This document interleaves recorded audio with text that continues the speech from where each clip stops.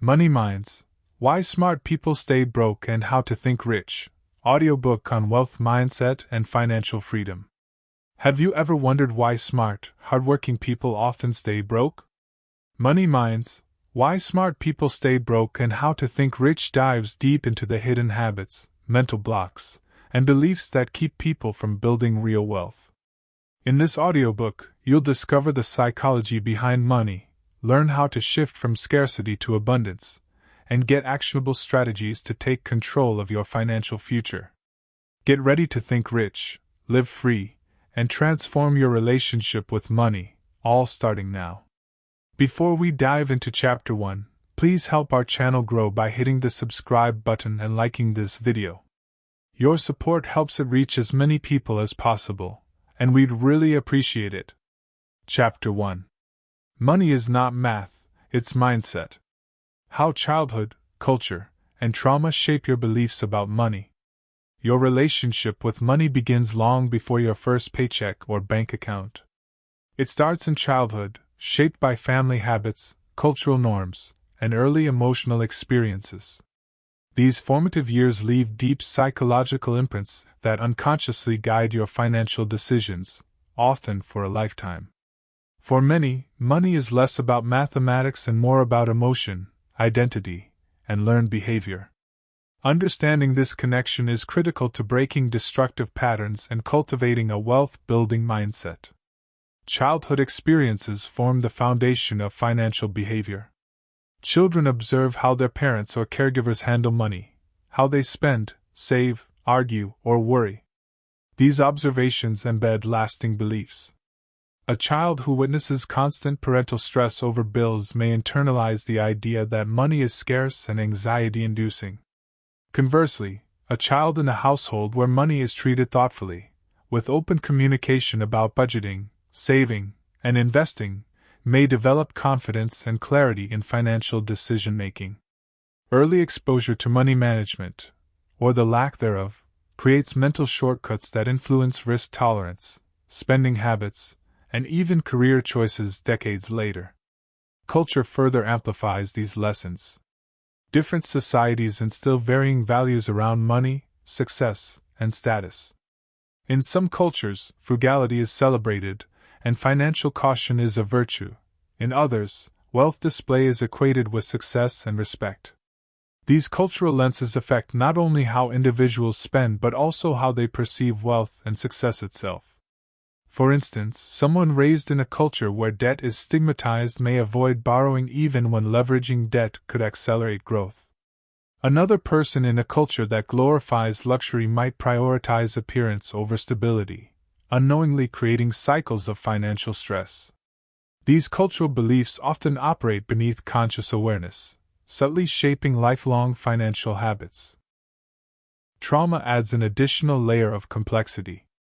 Childhood poverty, sudden loss, parental unemployment, or financial instability can create scarcity imprints, wiring the brain to focus on survival rather than strategic growth.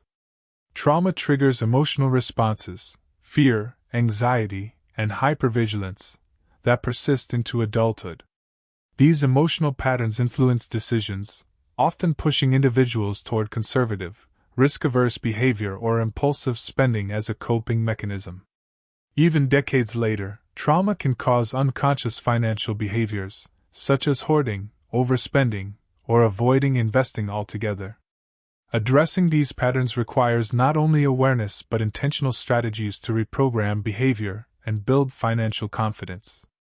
Financial psychologist Dr. Morgan Housel emphasizes that money is more about behavior than intelligence. Two people with identical incomes may end up in vastly different financial situations because their emotional and psychological relationship with money differs.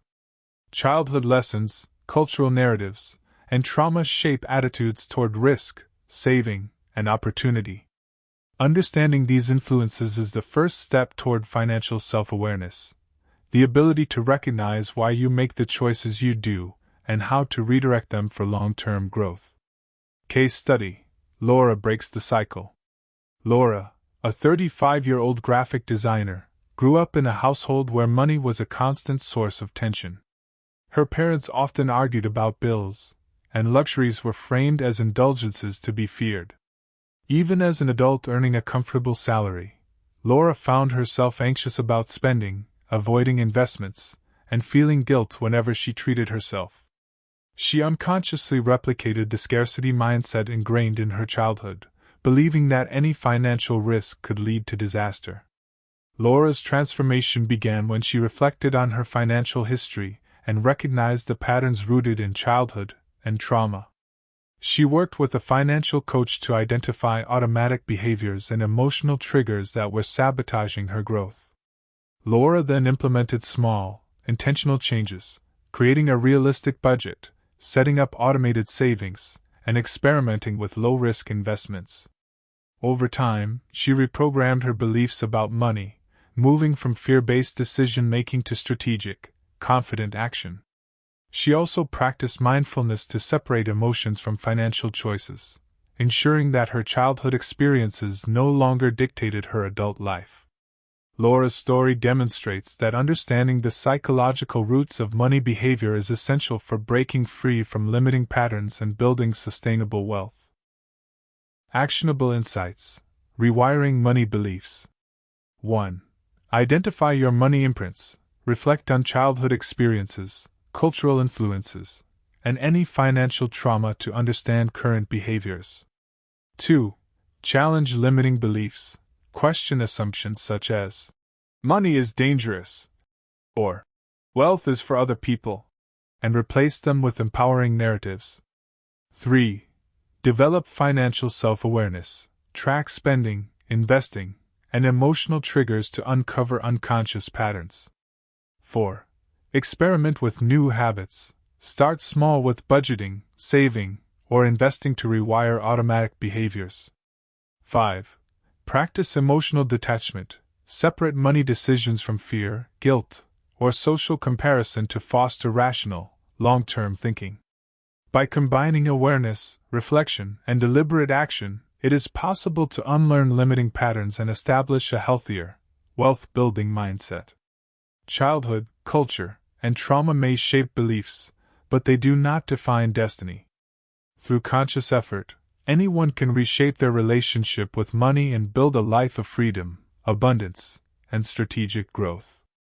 Why two people with the same salary live vastly different financial lives? It is one of the most perplexing realities of personal finance. Two people can earn identical salaries, yet their financial outcomes diverge dramatically over time.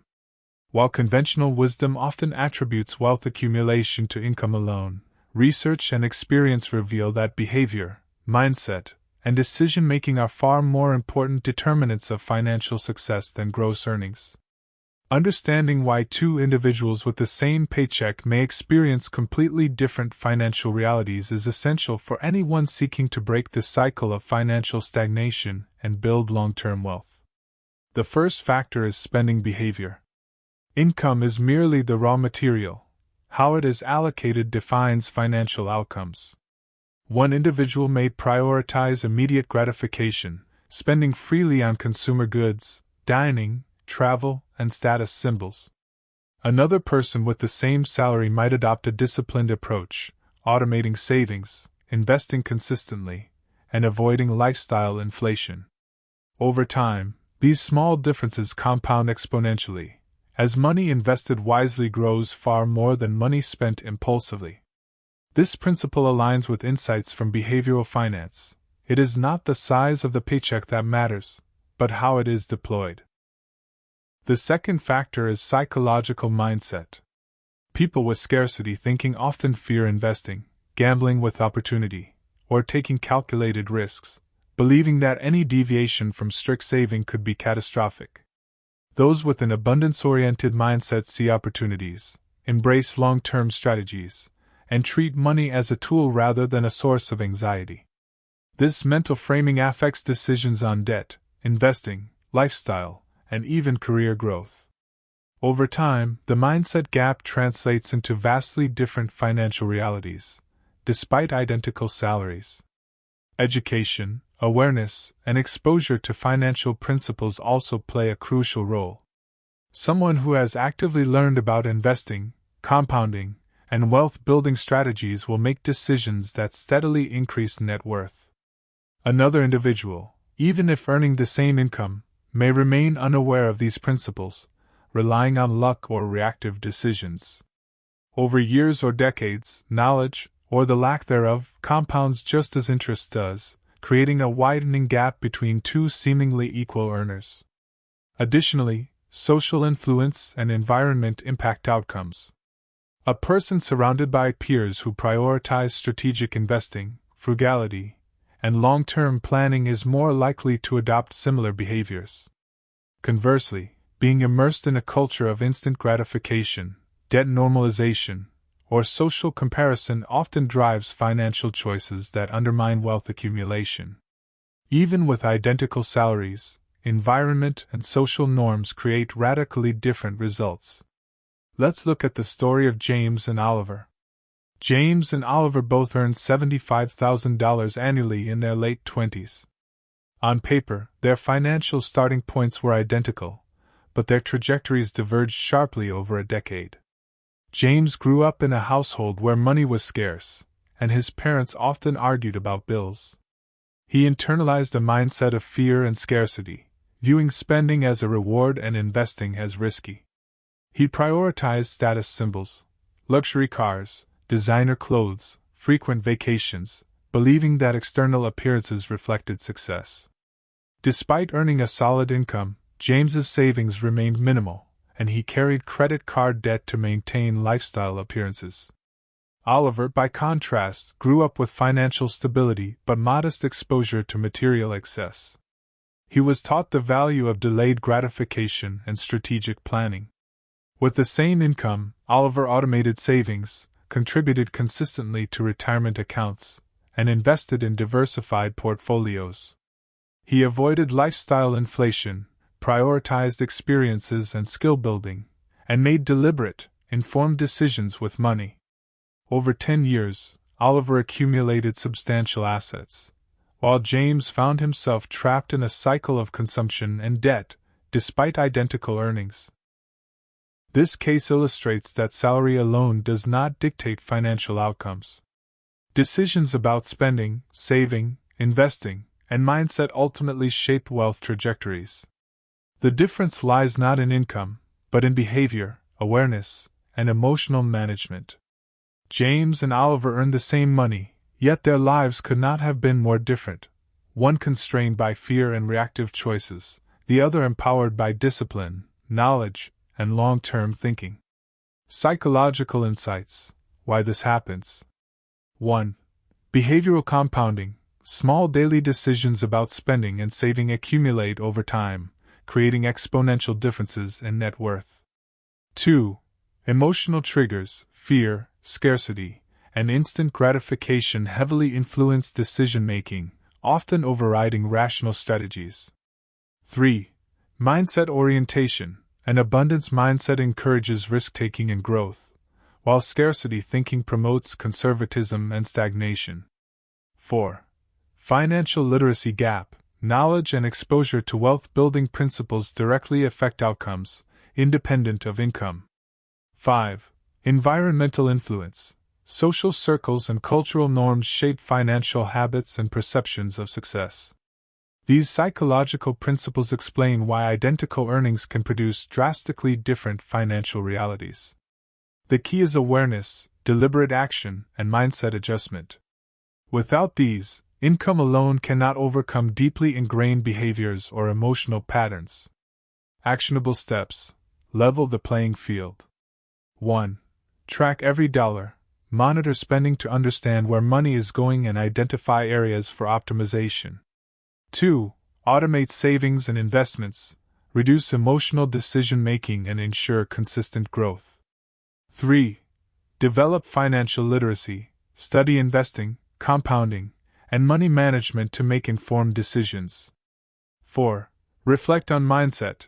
Identify scarcity thinking or emotional triggers and actively reframe beliefs about money. 5. Surround yourself with positive influences. Seek mentors, communities, and peers who prioritize long-term wealth. 6. Prioritize value over status. focus on experiences, growth, and investments rather than external appearances. 7. Review regularly. Conduct annual financial audits to assess alignment with goals and make course corrections. By consciously implementing these strategies, anyone can bridge the gap between income and wealth, ensuring that money works as a tool for growth rather than a source of stress or limitation. James and Oliver's story demonstrates that salary is not destiny. Two individuals can earn the same amount, yet live lives that are worlds apart in freedom, security, and opportunity. The differentiating factors are mindset, behavior, emotional control, knowledge, and environment. By understanding these dynamics, readers can break free from unconscious financial patterns, make deliberate decisions, and harness their income to create lasting wealth. The lesson is clear: financial outcomes are not dictated by what you earn, they are determined by how you think, act, and manage money consistently over time. The emotional bias behind spending and saving. Money is often thought of as a rational tool, a set of numbers to be calculated, allocated, and optimized. Yet in reality, financial decisions are profoundly emotional. Every purchase, every savings decision, and every investment choice carries a psychological weight that can either propel or undermine long-term wealth. Understanding the emotional biases that govern our spending and saving habits is crucial because money behavior is less about logic and more about our subconscious beliefs, fears, and desires. Without this awareness, even disciplined earners can sabotage their financial futures. At the heart of financial behavior lies emotional gratification. Humans are wired to seek pleasure and avoid pain, a trait that extends to money. Buying a luxury item or dining out may produce instant joy, a sense of status, or relief from stress. On the flip side, saving or investing often feels abstract, delayed, and less immediately rewarding. This imbalance, instant gratification versus delayed benefit, drives many to spend impulsively while neglecting long-term financial growth. Understanding this dynamic is the first step in breaking destructive cycles and cultivating disciplined financial habits. Another powerful emotional driver is fear. Fear manifests in multiple forms: fear of loss, fear of missing out, and fear of scarcity. Fear of loss can paralyze individuals, preventing them from investing in opportunities with long-term upside. Fear of missing out, popularized by social media and cultural comparison, pushes people to spend recklessly, often beyond their means. Scarcity thinking, rooted in childhood experiences or trauma, amplifies these fears, causing hoarding behaviors, hyperconservatism, or avoidance of financial decisions altogether. Emotionally, the pain of potential loss is often more intense than the pleasure of equivalent gain, a phenomenon studied extensively in behavioral economics. Conversely, emotional biases can also lead to irrational saving or underspending. While frugality is generally positive, excessive caution driven by fear or anxiety can prevent wealth building. People may avoid investing, hoard cash unnecessarily, or refuse to take calculated risks, limiting the growth potential of their resources. Emotional bias does not always push toward immediate gratification. It can also create restrictive behaviors that undermine long-term financial goals. The key is balance, learning to manage emotional impulses while aligning behavior with strategic objectives. Social influence further compounds emotional bias. Spending and saving decisions are often guided by comparison, peer pressure, and cultural narratives. Observing friends, colleagues, or social media influencers flaunt wealth can trigger envy or fear, leading to impulsive spending to keep up. Conversely, surrounding oneself with prudent, financially disciplined peers can reinforce savings, investment, and value-based spending habits. Emotional bias is deeply intertwined with identity and belonging. People spend or save not solely for personal benefit but to reinforce a sense of self and social alignment. Let's look at the story of Anna confronts her emotional biases. Anna, a 29-year-old marketing professional, had always struggled with money despite earning a comfortable salary. She frequently indulged in impulsive shopping sprees whenever stressed, anxious, or bored. At the same time, she avoided investing, fearing market fluctuations and potential losses. Her emotional responses to money were inconsistent, spending as therapy and saving as punishment, both driven by subconscious emotional triggers. Over time, these habits stagnated her financial growth, creating frustration and a sense of helplessness. Anna's transformation began when she began tracking emotional triggers alongside financial transactions. She noticed patterns. She spent impulsively after stressful workdays or when comparing herself to peers on social media. She avoided long-term investments because she feared loss more than she valued growth. Recognizing these biases, Anna implemented targeted strategies, automating savings and investments to remove emotion from the process, setting spending boundaries, and practicing mindfulness to pause before making financial decisions. She also adopted a values-based approach, aligning her spending with personal priorities, rewarding herself intentionally without guilt, and investing in areas that reflected her long-term vision. Within a year, Anna gained control over her financial decisions, reduced impulsive spending, and steadily grew her net worth.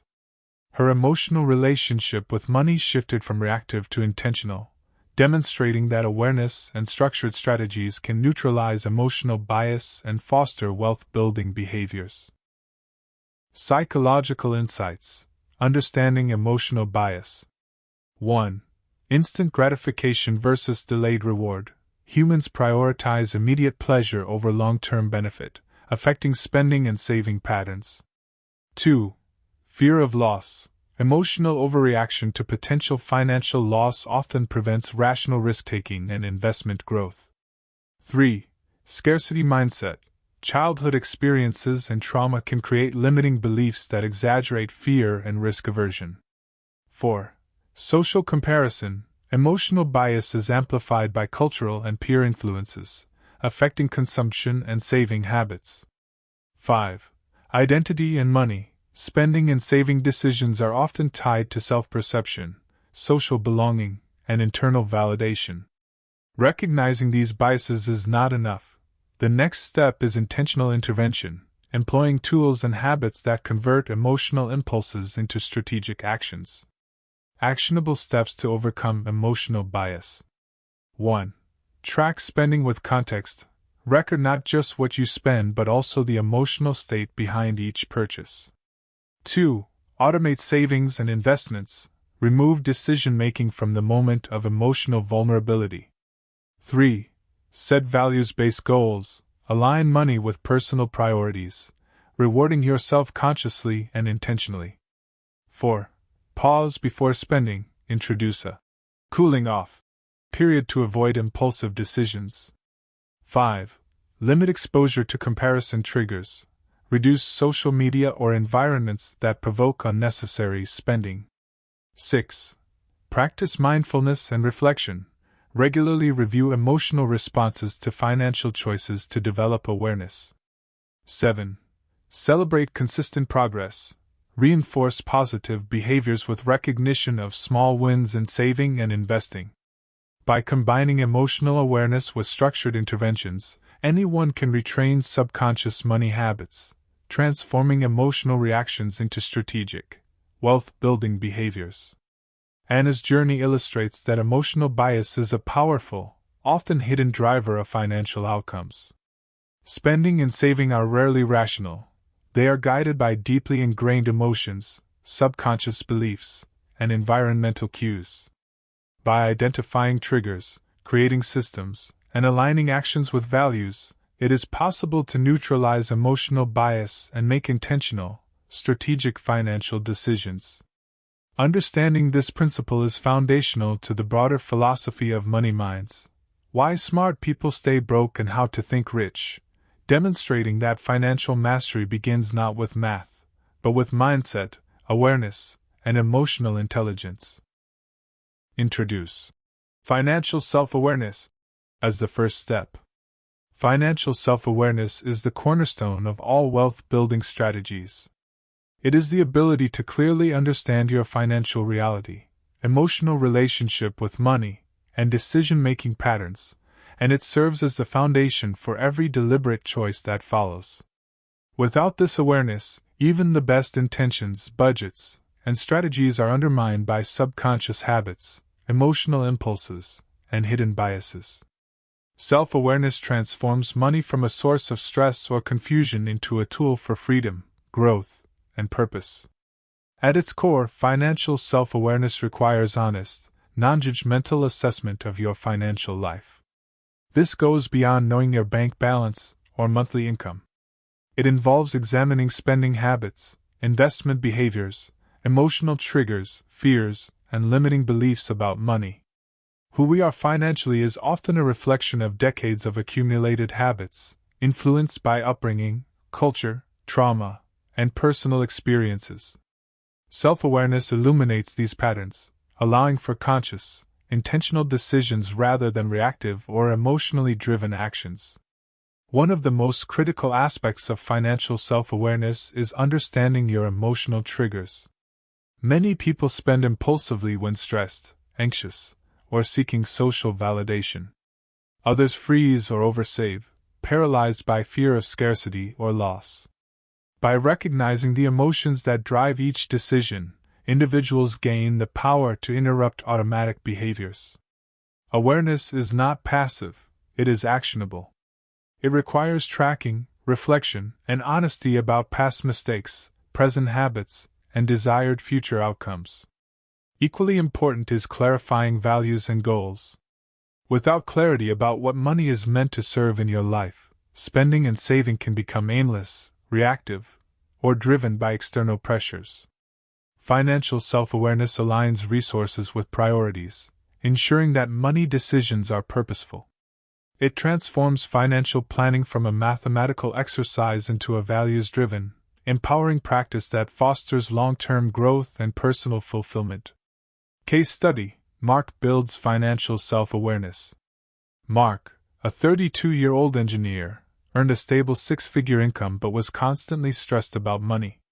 Despite earning well, he struggled with credit card debt, impulse purchases, and fear-driven avoidance of investing.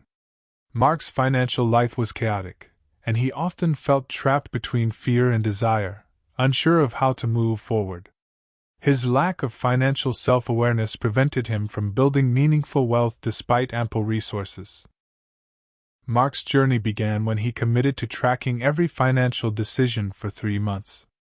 He recorded every purchase, every impulse, every investment, and noted the emotional state that accompanied it. Patterns emerged. Overspending occurred primarily during stressful work periods, or when comparing himself to peers on social media. He also realized he avoided long-term investments due to fear of loss, even when opportunities were low-risk and well-researched. With this data in hand, Mark worked with a financial coach to develop a strategy to address each behavior. He automated savings and investments to bypass emotional bias, implemented spending limits aligned with his values, and practiced mindfulness before making financial decisions. Within months, Mark gained clarity, control, and confidence. He was no longer reactive. He could make decisions aligned with his long-term goals rather than short-term impulses. Mark's transformation highlights that financial self-awareness is not simply understanding numbers. It is understanding behavior, emotion, and purpose, creating the foundation for sustainable wealth. Psychological insights: why financial self-awareness matters. 1. Awareness precedes change. You cannot improve what you do not consciously observe. Tracking behavior reveals patterns previously invisible. 2. Emotions drive money behavior. Fear, guilt, stress, and social comparison are primary drivers of spending and saving choices. Awareness allows intervention. 3.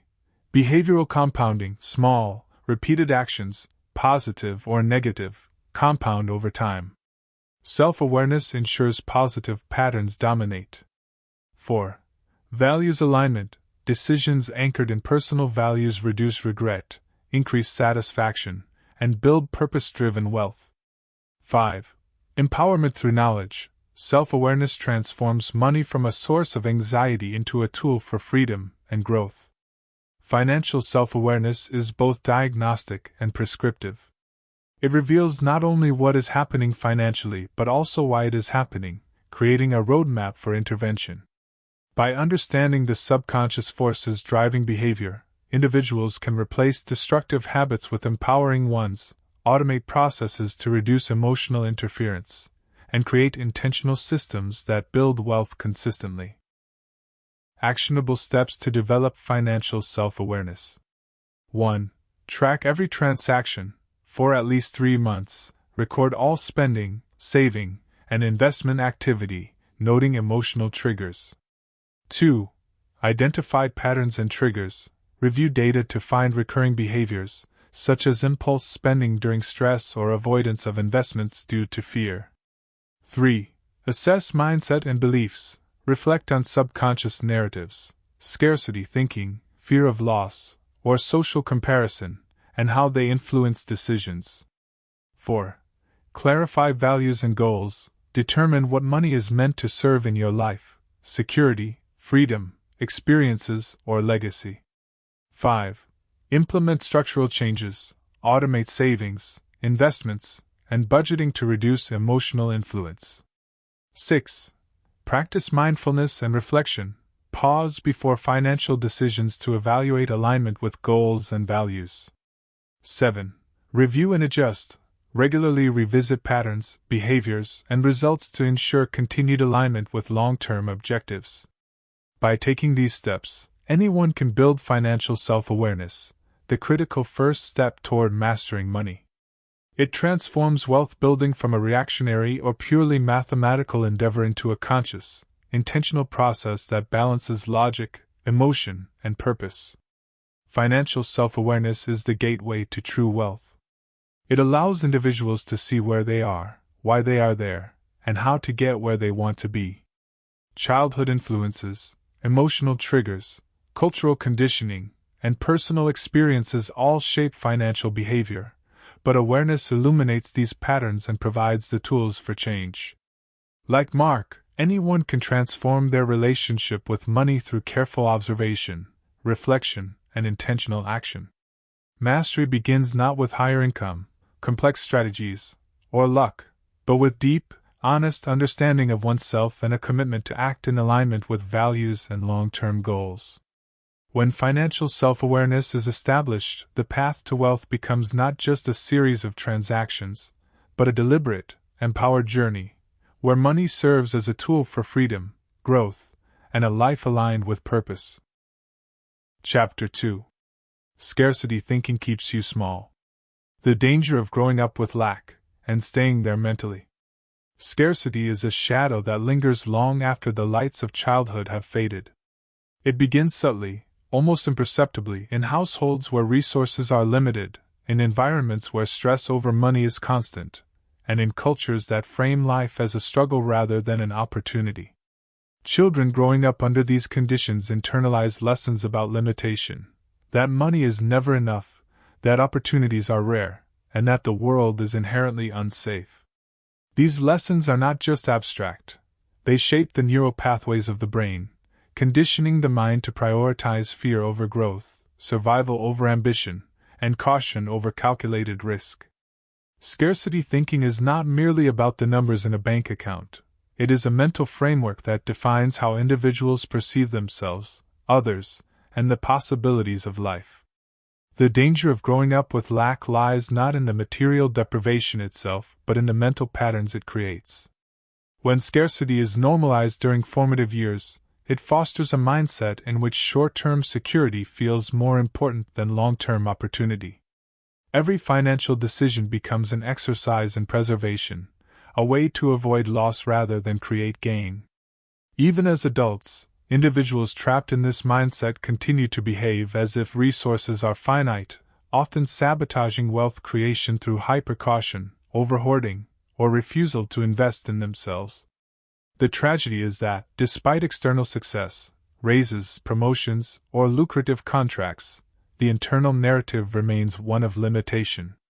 Morgan Housel, in The Psychology of Money, emphasizes that behavior matters far more than income. The person who earns a fortune can still be mentally trapped in poverty if scarcity drives their decisions.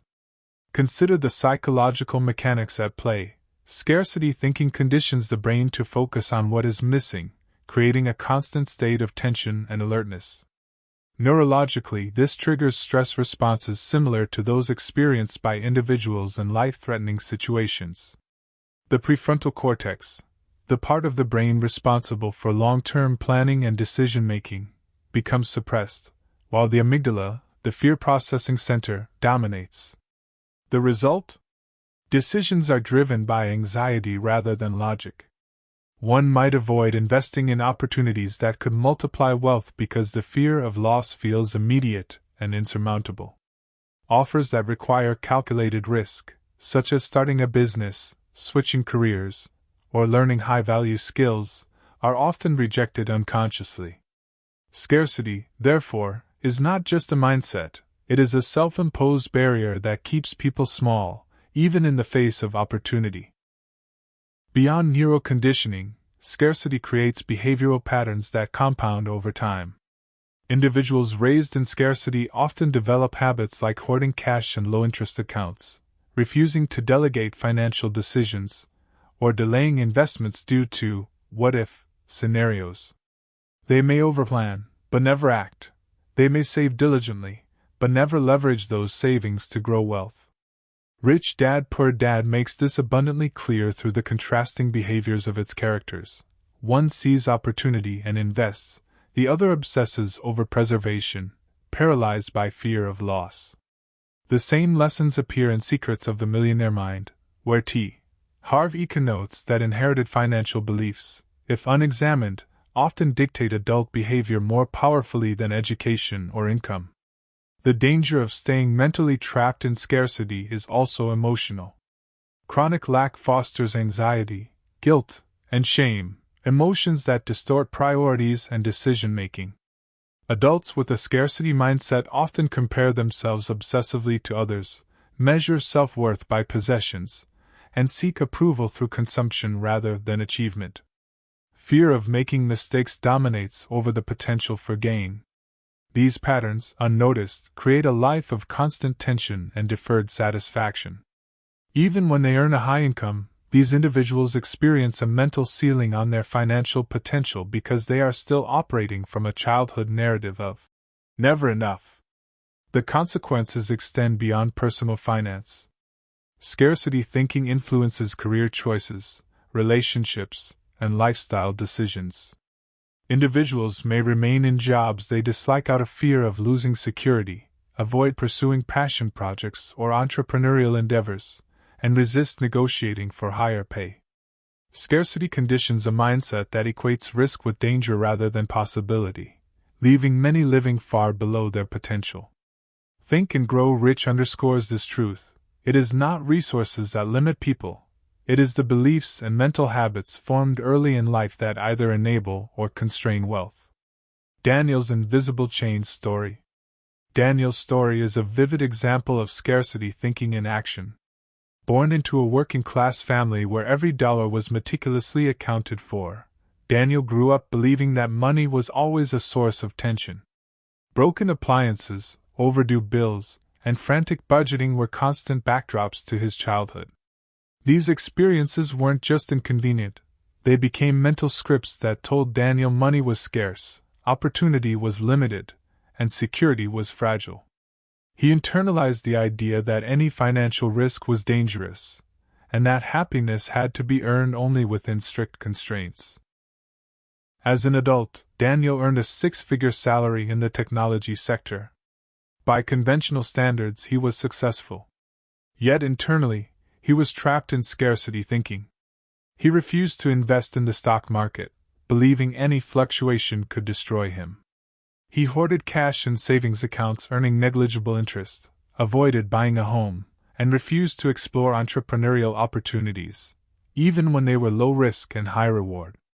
Daniel's behavior was so deeply conditioned by childhood scarcity that every financial decision defaulted to fear and preservation rather than growth and opportunity. Daniel's friends, earning similar incomes, approached money differently. They invested, took calculated risks, upgraded skills, and strategically spent money to build long-term security. Over a decade, Daniel's net worth remained stagnant, while his peers accumulated investments, home equity, and diversified income streams. Despite earning a high salary, Daniel was mentally and financially stuck because the scarcity mindset had convinced him that action was too dangerous, that wealth was fragile, and that comfort must always be deferred. It wasn't until Daniel began consciously examining his money beliefs that he started to change. Inspired by Rich Dad Poor Dad, he realized that opportunity, not fear, should guide decisions. Using T. Harv Eker's principles from Secrets of the Millionaire Mind, he identified inherited scarcity scripts, journaled his limiting beliefs, and created small, deliberate experiments to test the waters of risk. He started with modest investments, gradually increased exposure to growth opportunities, and began reshaping his relationship with money from one of fear to one of empowerment. Over time, Daniel learned that scarcity thinking is not destiny, it is a pattern that can be recognized, challenged, and rewired. Lesson: childhood scarcity leaves deep, often invisible marks on financial behavior. The danger is that, even with opportunity, talent, and income, the mind trained in lack will keep individuals small. Recognition, reflection, and deliberate action are the antidotes. True growth requires acknowledging these inherited patterns, experimenting with calculated risk, and gradually shifting the mental default from fear to possibility. Without this awareness, even great earnings will never translate into real wealth. How fear of losing money is stronger than the joy of gaining it. Money is not only a practical tool, it is also an emotional trigger. While we often imagine that financial decisions are logical, research and experience reveal a more complicated truth: the fear of loss outweighs the pleasure of gain. Psychologists call this phenomenon loss aversion. The pain of losing $100 is typically felt twice as intensely as the joy of gaining the same amount. This psychological bias is one of the most powerful forces keeping people small financially, and it is deeply embedded in those raised with scarcity thinking. When fear drives decisions, opportunities are missed, growth is stifled, and wealth accumulation slows or stalls entirely. Fear of loss is a natural response. Evolutionarily, our ancestors survived by avoiding danger, and the brain is wired to prioritize threats over opportunities. In financial contexts, this manifests as hesitation to invest, over-reliance on low-interest savings, or a refusal to explore higher-risk, higher-reward opportunities. Scarcity thinking amplifies this fear. Those who grew up with limited resources internalize the message that every misstep is catastrophic, that a small loss could snowball into ruin. Even when the data clearly supports a smart investment, these individuals may choose inaction, because inaction feels safer than risk. Consider how this plays out in real life. Fear-driven financial decisions are often subtle yet pervasive. Investors may sell stocks during a temporary market dip, locking in losses instead of holding for long-term gains. Entrepreneurs may postpone launching businesses due to the fear of failure, while peers seize market opportunities. Even everyday choices, like negotiating a salary or pursuing professional development, are affected. Fear of losing money overrides curiosity, ambition, and the potential for exponential growth. Morgan Housel, in The Psychology of Money, emphasizes that behavior matters far more than knowledge. Knowing the best investment strategies is meaningless if emotional fear prevents action. Similarly, Think and Grow Rich demonstrates that fear, particularly the fear of failure, can paralyze ambition and prevent the accumulation of wealth. Secrets of the Millionaire Mind goes further to explain that subconscious scripts inherited from childhood scarcity heighten this fear, making it feel instinctual and rational even when it is limiting. Angela's paralyzed portfolio story. Angela, a 35-year-old manager, earned $120,000 per year and was considered financially savvy by friends.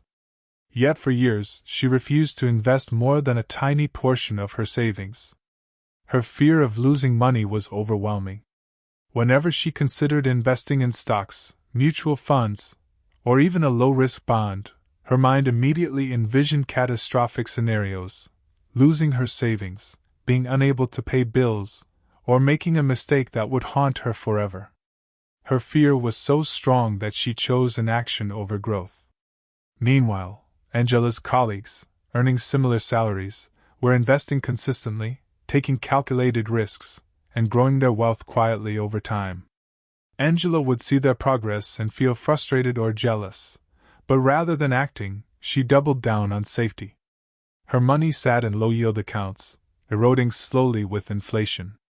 She was trapped in what "I will teach you to be rich" calls the safety illusion, a mindset where avoiding loss feels productive, but actually ensures stagnation. The turning point came when Angela began studying behavioral finance and the stories of self-made investors. She realized that her fear of loss was irrational in context. She had resources, a steady income, and the ability to absorb small risks.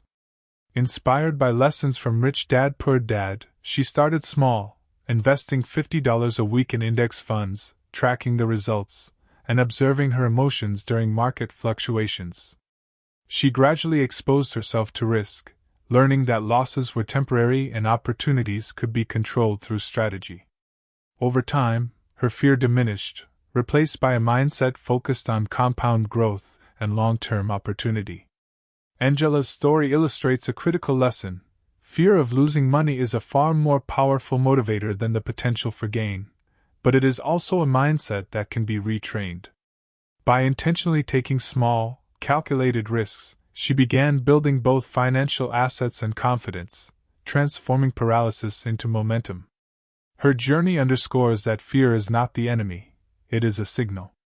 If recognized and managed, fear can guide learning and caution without preventing action. The psychology and mechanics of loss aversion. Understanding loss aversion helps explain why many capable, high-income individuals never accumulate meaningful wealth. Our brains treat potential losses as immediate threats, while gains feel abstract and distant.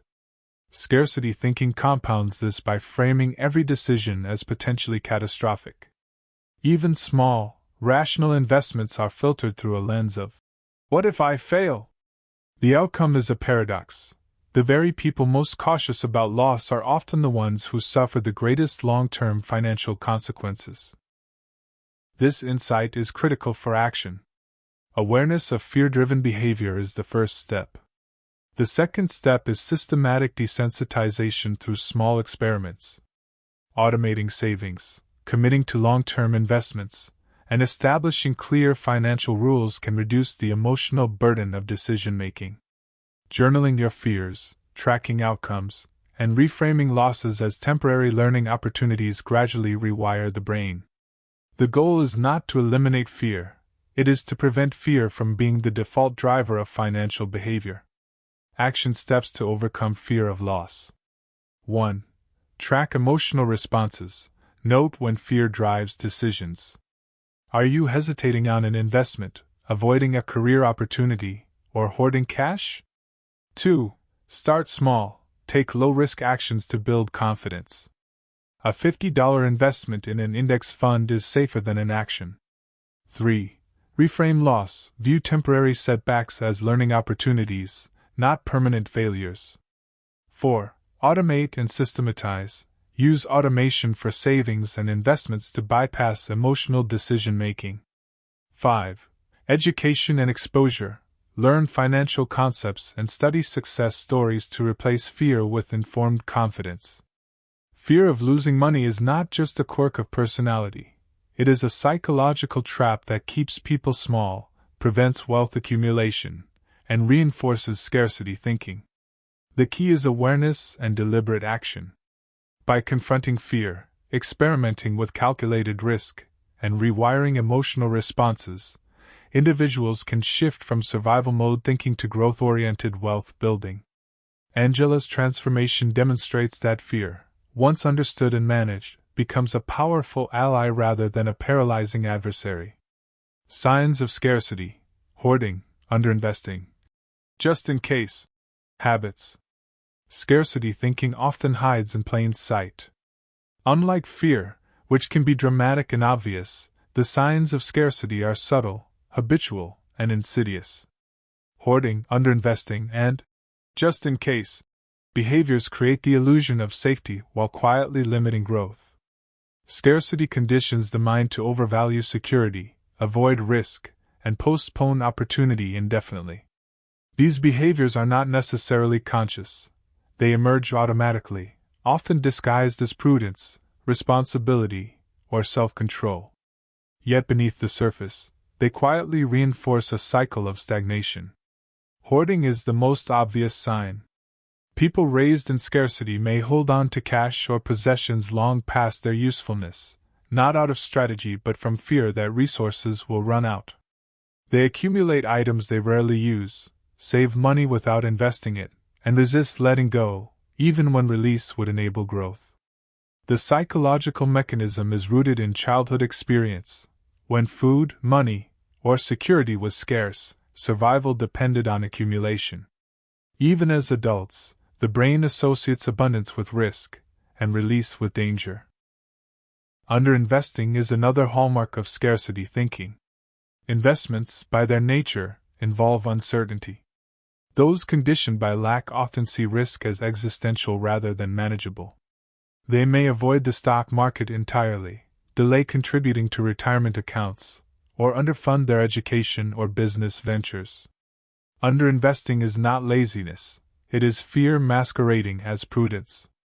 The opportunity cost of underinvestment is rarely immediate, making it easy to justify in the short term, but over years and decades, the compounding effect of misgrowth is staggering.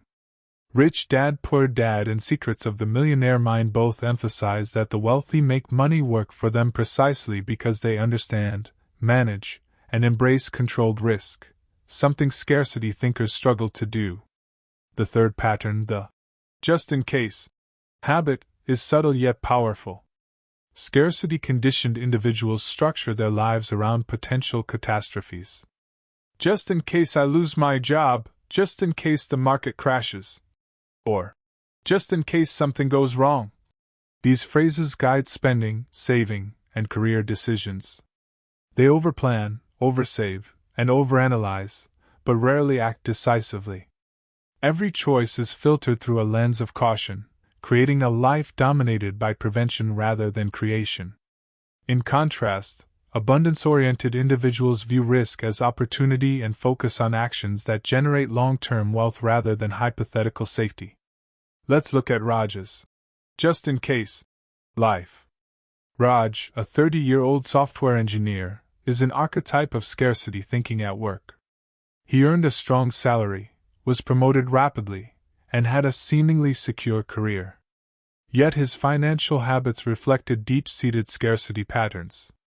Raj kept 6 months' worth of expenses in cash at all times, refusing to invest more than a tiny fraction of his salary in stocks or retirement accounts.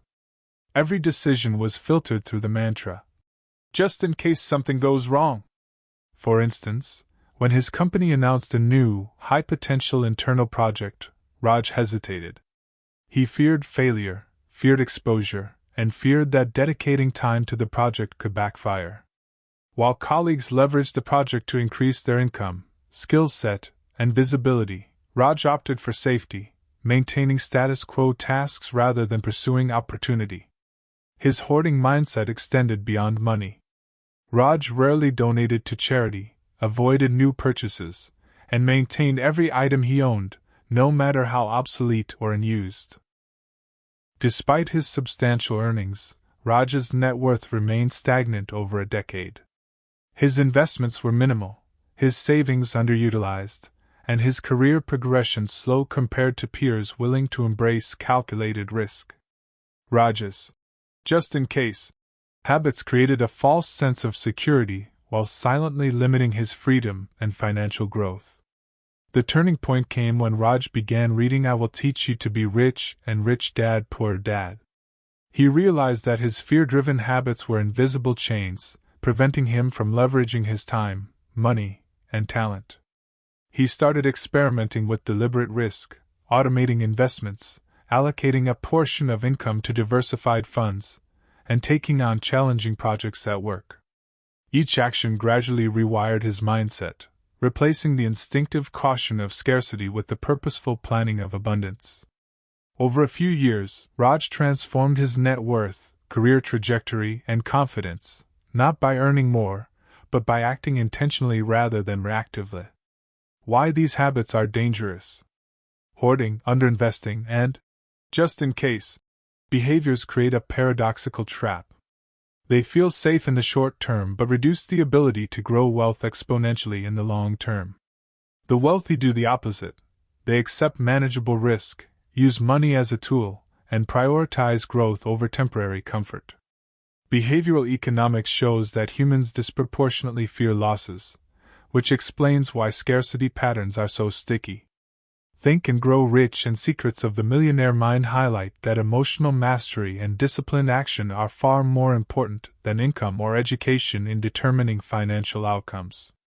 By recognizing these patterns in themselves, readers can begin to disrupt the cycle.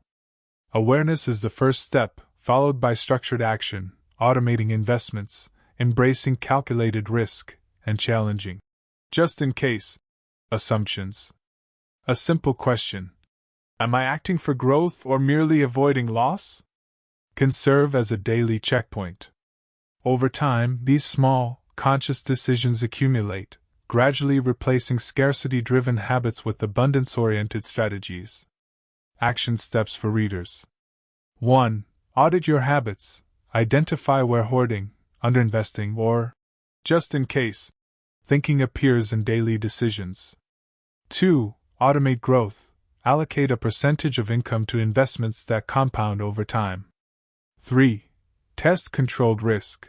Experiment with small financial or career risks to desensitize fear responses. 4. Reframe mindset. Shift the narrative from avoiding loss to maximizing opportunity. 5. Track progress. Document decisions, results, and emotions to reinforce learning and new patterns. Hoarding, underinvesting, and just in case thinking are not simply financial behaviors. They are mindsets shaped by childhood and reinforced by fear. Left unchecked, they limit earnings, opportunities, and personal growth. By recognizing these signs and deliberately practicing abundance-focused habits, individuals can break free from the invisible chains of scarcity and begin to build lasting wealth, freedom, and peace of mind. Raj's transformation is proof that shifting mindset precedes financial growth, and that visible results are a natural byproduct of internal change. Reprogramming from scarcity to abundance. Breaking free from scarcity thinking is not a simple exercise in wishful thinking, it is a deliberate, structured, and often challenging process. Scarcity is deeply wired into the brain, forged through childhood experiences, trauma, and cultural conditioning. These mental patterns are reinforced over decades, shaping financial habits, career choices, and emotional responses to money. To reprogram the mind from scarcity to abundance requires a multi-layered approach: awareness, mindset shifts, deliberate practice, and consistent action. It is as much a psychological transformation as it is a financial one. The first step in reprogramming is awareness. Before you can change, you must see clearly where scarcity thinking manifests in your life. Are you hoarding cash instead of investing? Delaying career growth out of fear of failure? Avoiding calculated risks because you feel undeserving of success? These behaviors are clues, signals of an underlying scarcity mindset. Secrets of the Millionaire Mind emphasizes that wealth is first created in the mind, and the subconscious scripts inherited from childhood often dictate adult decisions more than conscious logic. Awareness is the act of shining a light on these scripts and recognizing the moments they influence behavior. Once awareness is established, the next stage is reframing your beliefs. Scarcity conditioning teaches that opportunities are limited and that failure is catastrophic. Reprogramming involves intentionally replacing these beliefs with principles that support growth, abundance, and opportunity. For example, instead of thinking, I might lose money if I invest, shift to, if I invest wisely, I create potential for growth and financial freedom. Instead of, I don't deserve to be wealthy, adopt the mindset that wealth is a tool, not a reward, and that it can be earned through skill, discipline, and strategy. Rich Dad Poor Dad illustrates that shifting belief systems, from seeing money as a source of anxiety to viewing it as leverage, completely changes behavior and outcomes. Practical techniques for reprogramming. 1. Small, deliberate experiments. The brain responds best to proof rather than abstract theory. Start with manageable actions, such as a small investment in an index fund, dedicating a few hours a week to learning a new skill, or negotiating a minor raise. Each success, no matter how small, rewires your neural pathways to trust abundance rather than fear. 2. Automation and systems. Scarcity thrives in uncertainty. Systems create structure and reduce the emotional burden of financial decisions. Automate savings, investments, and bill payments so that your wealth grows consistently without constant worry. I Will Teach You to Be Rich emphasizes automation as a foundational principle of wealth building, precisely because it removes emotional friction and keeps progress predictable. 3. Gratitude and perspective practices. Abundance thinking is reinforced by a mindset of sufficiency. Daily reflection on what you already have, skills, relationships, income, shifts focus from what is lacking to what is possible. Neuroplasticity studies suggest that gratitude practices strengthen brain circuits associated with reward and optimism, countering the fear-driven patterns of scarcity. 4. Surround yourself with abundance. Your environment reinforces your beliefs. Spend time with people who exhibit abundance-oriented behaviors, strategic risk-taking, investment in growth, and intentional financial planning. Exposure to new ideas and successful models rewires thinking patterns, helping your brain internalize the belief that wealth is achievable and sustainable. 5. Track and celebrate progress. Scarcity thrives in invisibility. When financial progress is hidden, the mind focuses on potential loss rather than growth. Track investments, savings, and skill-building milestones. Celebrate small wins. By consistently seeing positive outcomes, the brain begins to associate action with reward, not risk. Let's look at Sophia's abundance transformation. Sophia, a 32-year-old graphic designer, grew up in a household where money was tight, and the narrative of never enough dominated daily life. As an adult earning a healthy salary, she initially exhibited all the classic scarcity behaviors. She hoarded cash, avoided investment opportunities, and deferred personal growth out of fear. Every financial choice was filtered through just in case thinking. The turning point came when Sophia began reading Rich Dad Poor Dad and I Will Teach You to Be Rich. She realized that her habits were holding her back more than her income or skill level. Sophia started small. She automated 10% of her income into diversified index funds, set up a personal development budget to learn new skills, and consciously reflected on moments when fear influenced her decisions. She journaled each choice, noting the emotion, action, and outcome, creating a feedback loop that gradually rewired her mind. Within a year, Sophia's mindset had shifted significantly. The fear of loss was no longer paralyzing. She saw temporary setbacks as learning opportunities rather than catastrophic events. Her automated investments grew steadily, and her confidence in her career and financial decisions increased. She began taking calculated risks, launching a freelance side business, negotiating raises, and exploring new investment strategies. Her net worth began to grow invisibly, quietly compounding behind the scenes. Sophia's transformation exemplifies the power of intentional reprogramming. Scarcity thinking is not a permanent sentence, it is a pattern that can be observed, challenged, and changed. The shift from fear-driven caution to opportunity-oriented action is not instant. It requires patience, reflection, and consistent small wins, but it is achievable. Her life demonstrates that abundance is learned, practiced, and reinforced through deliberate action. The psychology behind abundance thinking. Neuroscience supports the idea that beliefs are malleable. Neural pathways strengthen with repeated behavior. By consciously choosing actions that reinforce growth, gratitude, and calculated risk-taking, individuals can gradually replace the automatic responses of scarcity with those of abundance. Think and Grow Rich highlights that desire, belief, and persistence create a mental environment in which wealth naturally flows. Scarcity-conditioned individuals must consciously create these same conditions: awareness, deliberate experiments, environmental reinforcement, and consistent reflection. Reprogramming also requires emotional discipline. Scarcity thrives on anxiety and fear, whereas abundance thrives on confidence, patience, and intentionality. Abundance-minded individuals do not eliminate fear, they act despite it, using systems and strategies to mitigate risk.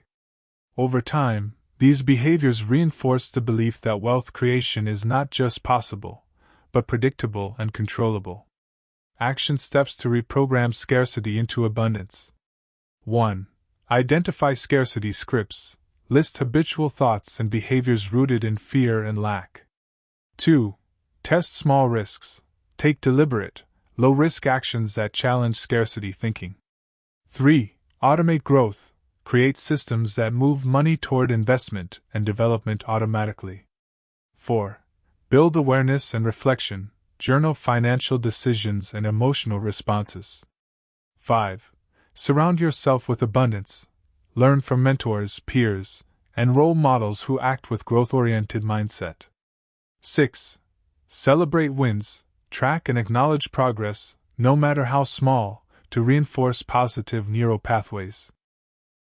Reprogramming scarcity into abundance is not just a financial exercise, it is a complete transformation of mindset and identity. As Sophia's story illustrates, the journey is deliberate, disciplined, and deeply personal. It requires confronting fear, experimenting with action, and embedding new habits into daily life. Once achieved, abundance thinking unlocks opportunities, multiplies wealth, and transforms both financial and personal freedom. The process demands courage, but the reward is profound: a life no longer constrained by fear, but empowered by possibility. Chapter 3. Wealth is what you don't see. Flashy doesn't mean rich. Wealth is often invisible. We live in a world obsessed with appearances. From glossy magazines to social media feeds, society constantly tells us that wealth is measured by what we own, what we wear, and the lifestyle we display. A luxury car, a designer watch, a beachfront vacation, these are symbols of success, but they are often illusions, masking financial fragility. True wealth, the kind that offers freedom, security, and long-term opportunity, is almost always invisible. It lives quietly in investments, compounding accounts, and smart systems, far from the gaze of others.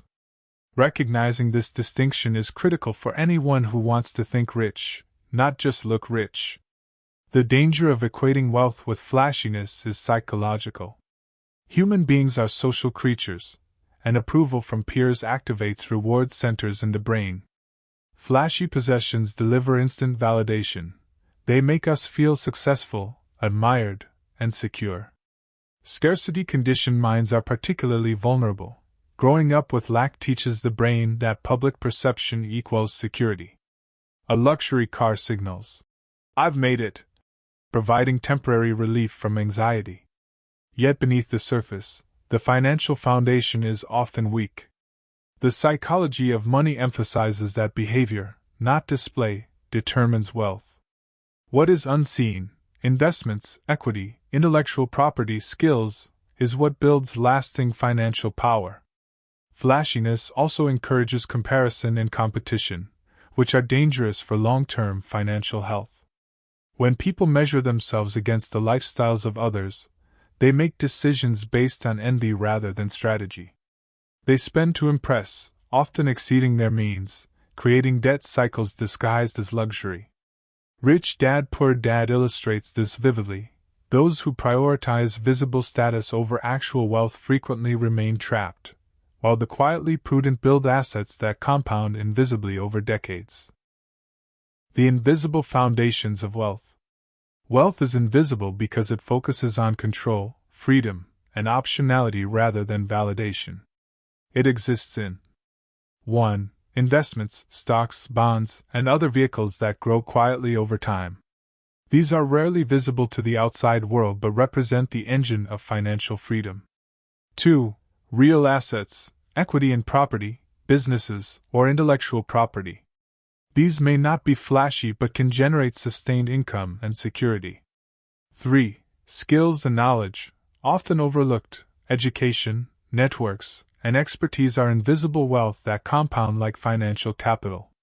4. Systems and automation, tools, processes, and habits that grow money and productivity silently. The wealthy understand that visible consumption does not equal financial health. They invest in what builds future freedom rather than immediate admiration. They avoid the trap of the visible, where lifestyle is prioritized over long-term compounding.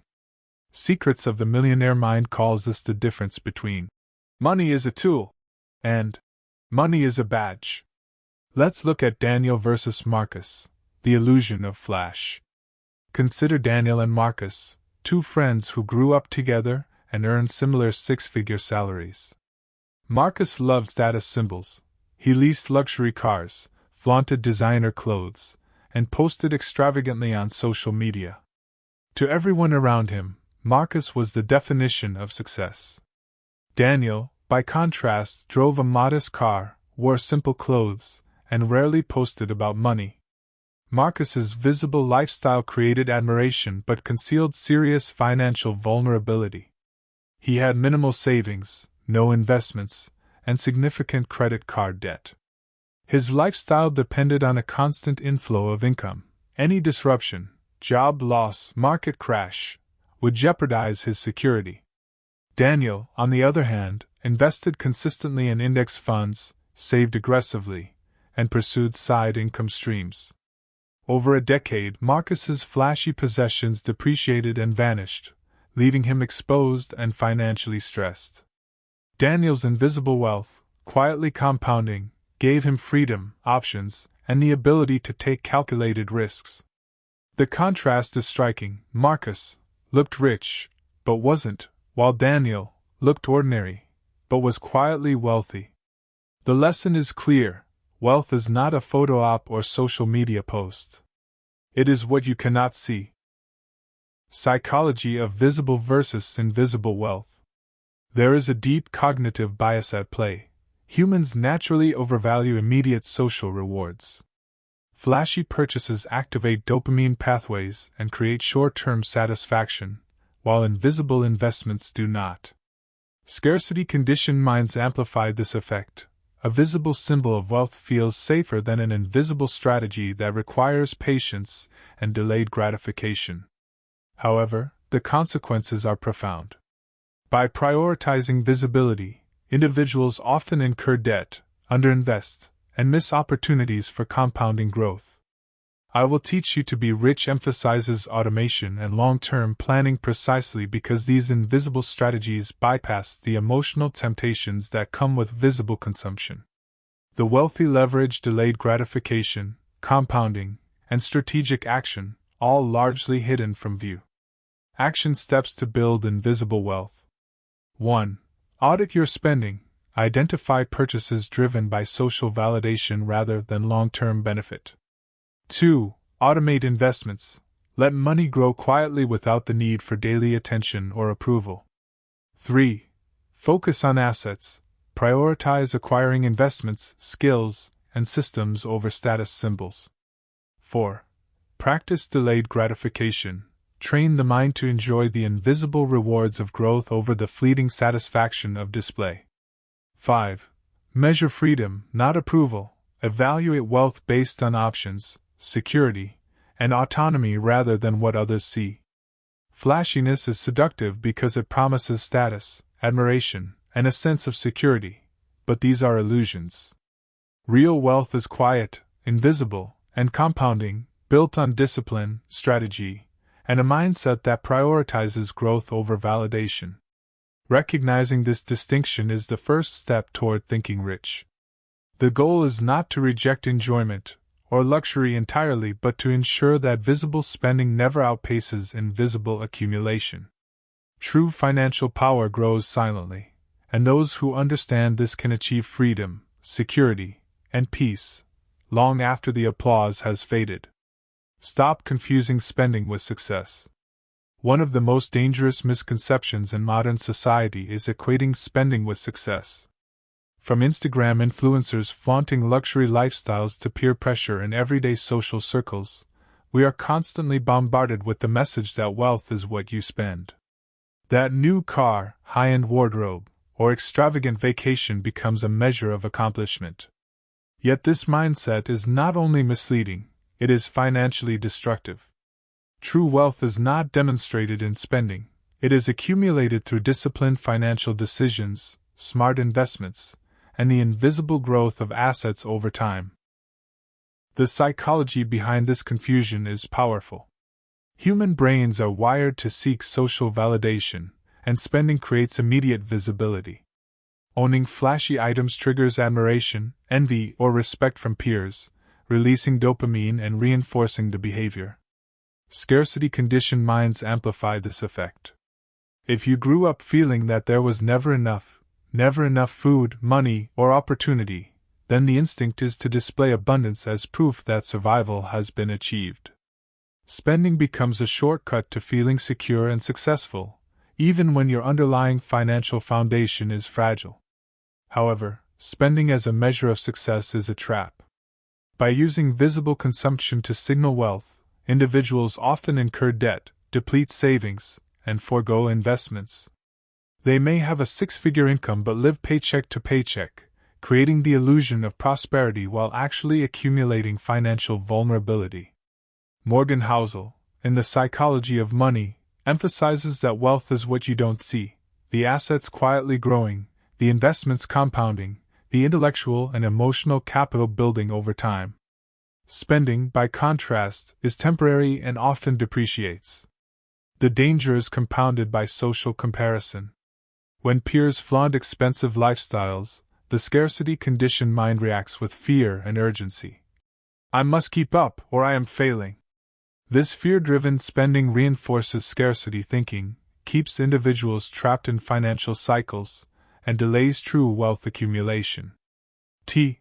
Harv Eker, in Secrets of the Millionaire Mind, highlights that people who equate spending with success are living under the influence of inherited limiting beliefs, substituting appearance for action, and validation for security. Signs you are confusing spending with success. 1. Lifestyle inflation, increasing spending as income grows, rather than investing the difference.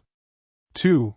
Debt-fueled lifestyle, using credit to maintain appearances rather than actual financial capability. 3. Social pressure spending, buying things primarily to impress others, not to serve long-term goals. 4. Short-term gratification, prioritizing immediate satisfaction over long-term accumulation of wealth. Recognizing these signs is the first step in breaking the cycle. Once identified, intentional actions can redirect focus from visible consumption to invisible wealth accumulation. Case study: Karen's financial illusion. Karen, a 38-year-old marketing executive, earned a substantial salary of $150,000 per year. She had a brand new luxury car, designer clothes, and took multiple international vacations annually. To outsiders, Karen was a shining example of success. Yet beneath the glamour, her finances were precarious. She had minimal savings, no diversified investments, and credit card debt approaching $40,000. Her spending gave the illusion of wealth, but in reality, she was financially insecure. Karen's turning point came after attending a financial seminar and reading Rich Dad, Poor Dad. She realized that her spending habits were masking a scarcity mindset. She equated visible consumption with financial achievement. Her wealth was in appearances, not assets. Motivated to change, Karen began auditing her expenses and distinguishing between consumption for enjoyment versus consumption for status. She reduced luxury spending, automated investments into index funds, and reallocated funds toward financial education and side business ventures. Within 3 years, Karen's invisible wealth far outpaced what she had displayed through spending. Her investments grew steadily, she paid down debt, and she gained financial freedom without sacrificing quality of life. The luxury items she once believed defined her success became secondary to the autonomy, security, and growth that true wealth provided. Karen's experience illustrates a critical lesson: spending does not equal success, but disciplined accumulation and strategic investment do. The psychology of visibility and status. Humans are inherently social, and visibility matters. Scarcity-conditioned individuals overvalue visible markers because they historically equate survival with social acceptance and material security. Yet financial wisdom, as emphasized in I Will Teach You to Be Rich and Think and Grow Rich, requires a long-term perspective. Wealth grows quietly, often invisibly, through discipline, delayed gratification, and consistent strategy. Those who chase visibility over substance may experience fleeting admiration but are left vulnerable to life's inevitable disruptions, job loss, economic downturns, or unexpected expenses. Breaking free requires mental rewiring. Ask, am I spending for myself, or to prove something to others? Replace visible consumption with invisible accumulation. Track net worth, not social impressions. Celebrate milestones like debt reduction, investment growth, and skill development, achievements that are invisible to the casual observer but critical to long-term wealth.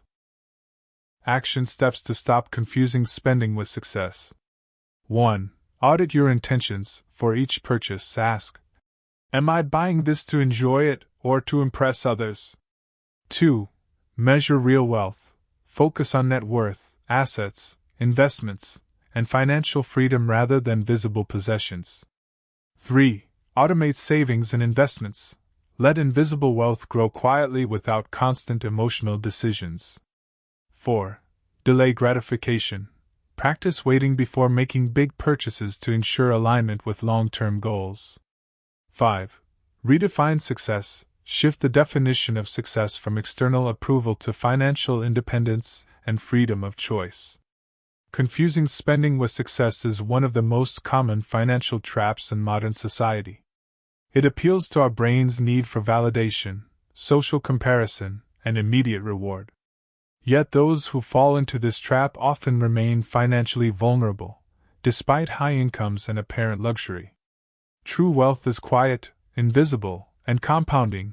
It lives in investments, skills, and systems, not in temporary displays.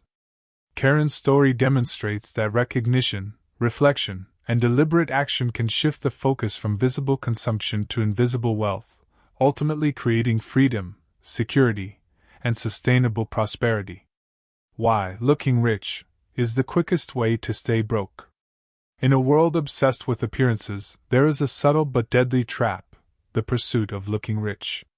The desire to project wealth, status, and success can easily override logic, financial prudence, and long-term planning. While it may seem harmless, or even aspirational, looking rich is, in reality, one of the fastest ways to drain your resources, accumulate debt, and stunt wealth-building potential. This is the paradox of modern financial culture. The flashiest often have the weakest financial foundations. Looking rich is fundamentally about external validation. Humans are wired for social comparison. We measure ourselves against peers, influencers, or cultural standards. Scarcity-conditioned minds, especially, interpret visible symbols of wealth as markers of safety and achievement.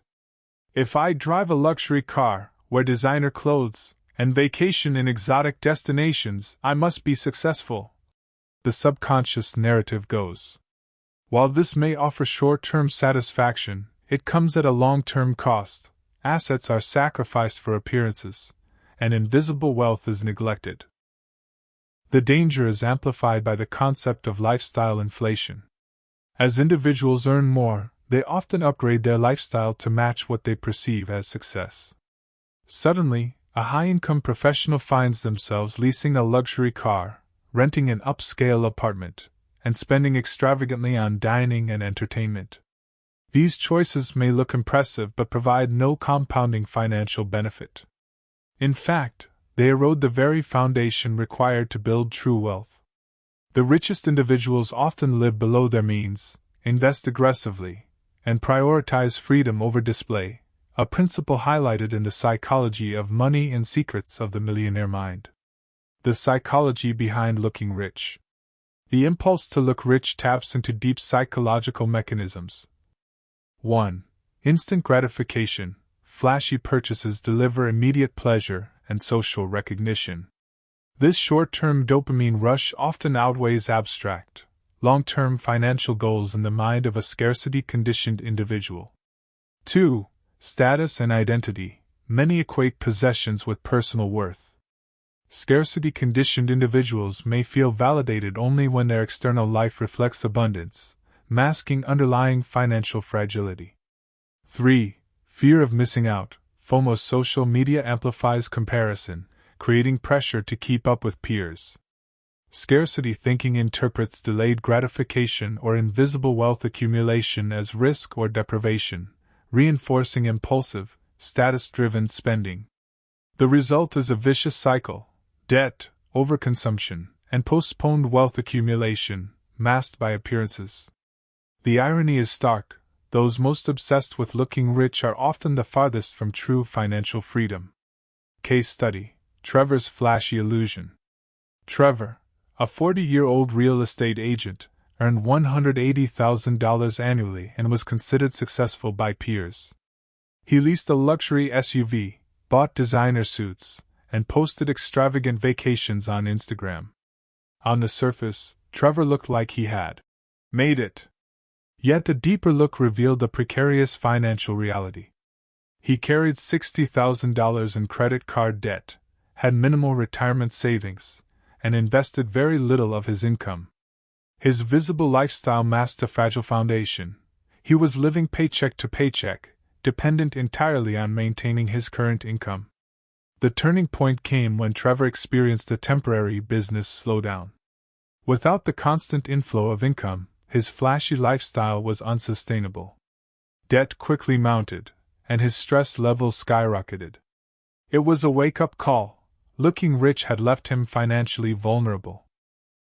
Trevor's story exemplifies the danger of equating appearance with financial health.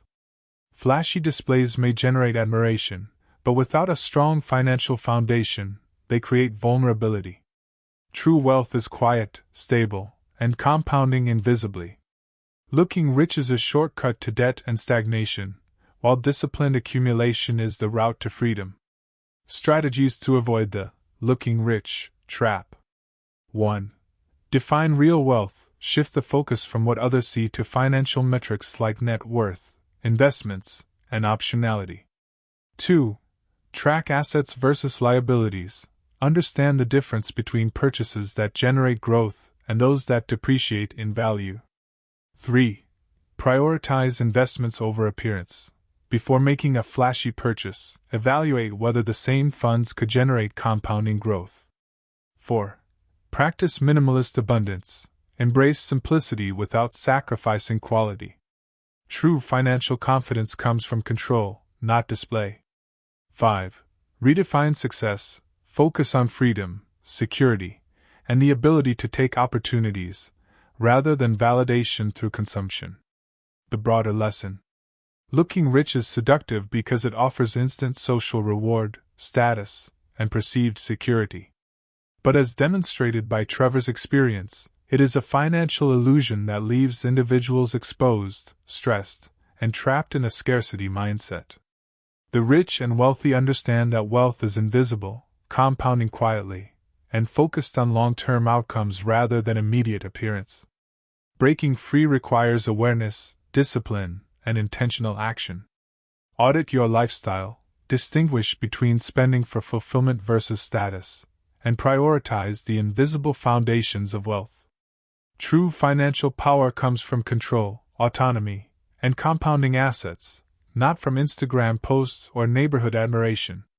By resisting the allure of looking rich, readers can redirect energy and resources toward building freedom, security, and long-term prosperity. Case study: Real Wealth Habits versus Social Media Illusion. In the age of social media, distinguishing between genuine wealth and curated illusions has never been more critical. Platforms like Instagram, TikTok, and YouTube flood our perception with glamorous lifestyles, exotic vacations, luxury cars, designer wardrobes, and private jets. To the casual observer, these images suggest immense wealth, success, and freedom. Yet for many, these displays are carefully curated performances, often funded by credit, loans, or temporary windfalls rather than sustained financial discipline. Understanding the distinction between real wealth habits and social media illusions is essential for building a secure financial foundation, maintaining mental clarity, and developing a mindset geared toward long-term prosperity rather than ephemeral validation. Consider the story of two millennials, Alex and Jordan, both in their late 20s, both earning six-figure incomes in the tech industry. Alex embraced real wealth habits, living below his means, investing early and consistently in diversified portfolios, and automating savings to grow compounding assets. His lifestyle was intentionally modest. He drove a reliable car, rented a functional apartment, and limited conspicuous spending. He focused on financial literacy, mentorship, and acquiring skills that would increase earning potential over time. His Instagram feed was sparse, reflecting hobbies and experiences he genuinely enjoyed rather than curated displays meant to impress others. Jordan, by contrast, was captivated by the social media narrative of success. Influencers flaunted luxury cars, designer fashion, and exotic vacations, and Jordan sought to emulate these appearances. He leased a high-end car beyond his means, booked lavish trips funded by credit, and consistently upgraded his wardrobe to match online trends. While Jordan's feed appeared enviable, the reality was that he had minimal savings, substantial credit card debt, and no diversified investments. His social validation was high, but his financial security was dangerously low. The psychological mechanisms at play were clear: instant gratification, fear of missing out, and the social reward of peer approval dominated decision-making, leaving long-term goals neglected. The contrast between Alex and Jordan illustrates the profound danger of confusing social media illusions with real wealth. Alex's invisible wealth, compounding investments, skill development, and strategic career decisions, afforded him autonomy and security that Jordan could only dream of. Jordan, in contrast, was trapped in a cycle of consumption masquerading as success. Every month, he felt the stress of obligations and debt, eroding not only his financial stability but also his sense of freedom and confidence. While his peers praised his success, the invisible foundation that truly sustains wealth, the steady growth of assets, investment in skills, and disciplined financial management, was missing. The psychology behind these behaviors is rooted in cognitive biases and conditioned scarcity thinking. Humans overvalue visible rewards, associating them with social validation, while underestimating invisible growth that lacks immediate gratification. Scarcity-conditioned individuals, especially, are wired to equate visible abundance with safety and accomplishment. This creates a powerful illusion. External appearances are interpreted as markers of success, even when the underlying financial reality is fragile. The psychology of money highlights this phenomenon, noting that behavior, not income or visible consumption, determines true financial outcomes. Breaking free from this illusion requires deliberate, actionable strategies. First, individuals must cultivate financial self-awareness by auditing assets, liabilities, and spending patterns. The goal is to see beyond appearances, focusing instead on tangible growth, compounding investments, and skill accumulation. Second, one must practice delayed gratification, prioritizing long-term wealth accumulation over immediate social validation.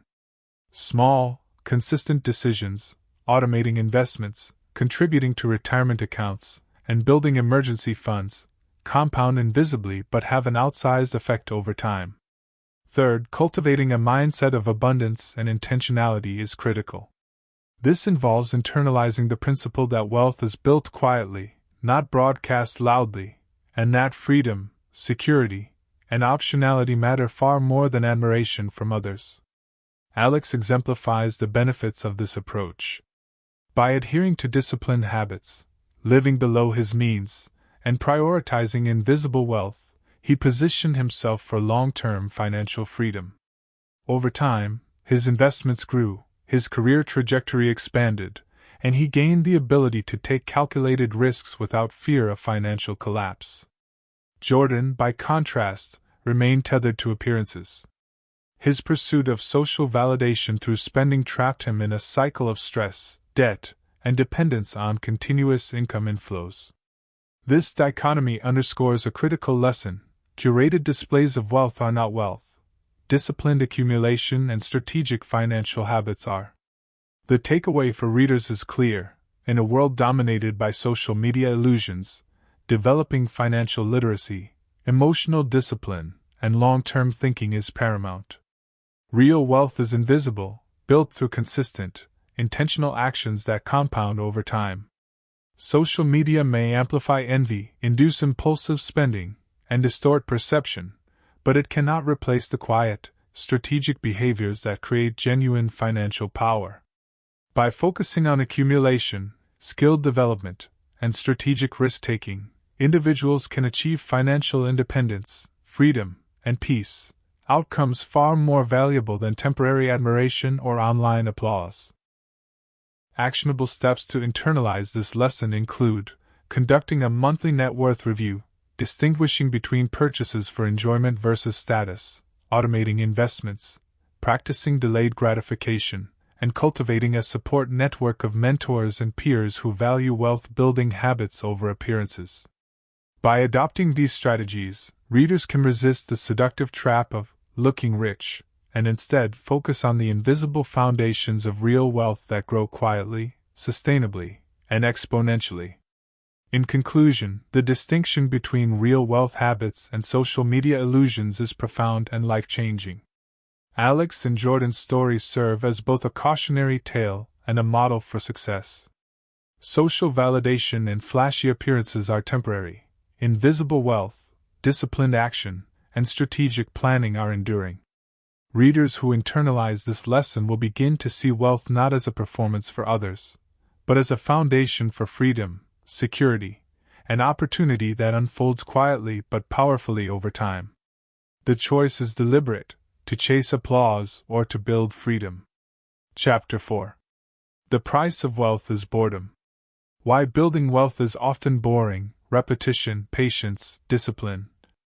Wealth is rarely built in dramatic bursts of brilliance or flashy, headline-making moments. In reality, true financial growth is quiet, consistent, and, by conventional standards, often boring. The process demands repetition, patience, and discipline, qualities that the human brain does not naturally gravitate toward. Modern society celebrates rapid success, viral fame, and instant gratification, creating a cultural illusion that wealth can be acquired quickly and without effort.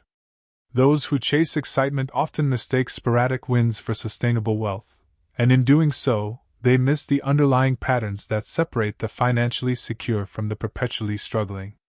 Understanding why wealth building is inherently boring, and embracing that reality, is a critical step toward long-term financial success. The psychology of boredom and wealth creation is rooted in human preference for stimulation. Our brains are wired to seek novelty and excitement, rewarding behaviors that provide immediate dopamine feedback. This is why gambling, speculative trading, flashy purchases, and chasing trends feel thrilling in the moment. Yet these behaviors rarely create lasting wealth. In contrast, habits that truly compound, such as regular investing, consistent savings, and systematic career growth, provide minimal short-term excitement but massive long-term returns. The psychology of money emphasizes that the accumulation of wealth is less about genius ideas or high income and more about consistent, patient behavior over time. Repetition is the backbone of wealth building. Consider investing, for example. Contributing a fixed percentage of income to a diversified portfolio every month may feel mundane, but over years or decades, compounding produces extraordinary outcomes. Similarly, disciplined budgeting, debt reduction, and skill development are repetitive actions that yield results far beyond immediate perception. Rich Dad Poor Dad highlights that the wealthy do not rely on one-time windfalls. Instead, they create structured systems that accumulate value quietly, requiring neither constant attention nor high-octane excitement. Patience is equally essential. Our brains are conditioned to seek instant reward, but wealth is the product of delayed gratification. The compounding of money, whether through investments, business equity, or intellectual property, requires years to manifest visibly. Many ambitious individuals fail because they abandon disciplined strategies in pursuit of rapid gains or trendy opportunities. Think and Grow Rich underscores the necessity of persistence. Success rarely comes from impulsive decisions but from enduring commitment to long-term goals. Patience allows compounding to work its magic and converts disciplined repetition into meaningful financial security. Discipline ties repetition and patience together. Without discipline, repetition becomes inconsistent, and patience fades under the lure of instant gratification. Discipline is the quiet force that keeps individuals aligned with long-term wealth-building behaviors, even when the process feels tedious. Emotional discipline is especially crucial because fear, envy, and social pressure constantly tempt people to deviate from proven strategies. Secrets of the Millionaire Mind emphasizes that discipline is not merely about restriction but about choosing actions that align with one's goals, even when they are boring or socially unglamorous. Case study: Emma's quiet wealth journey.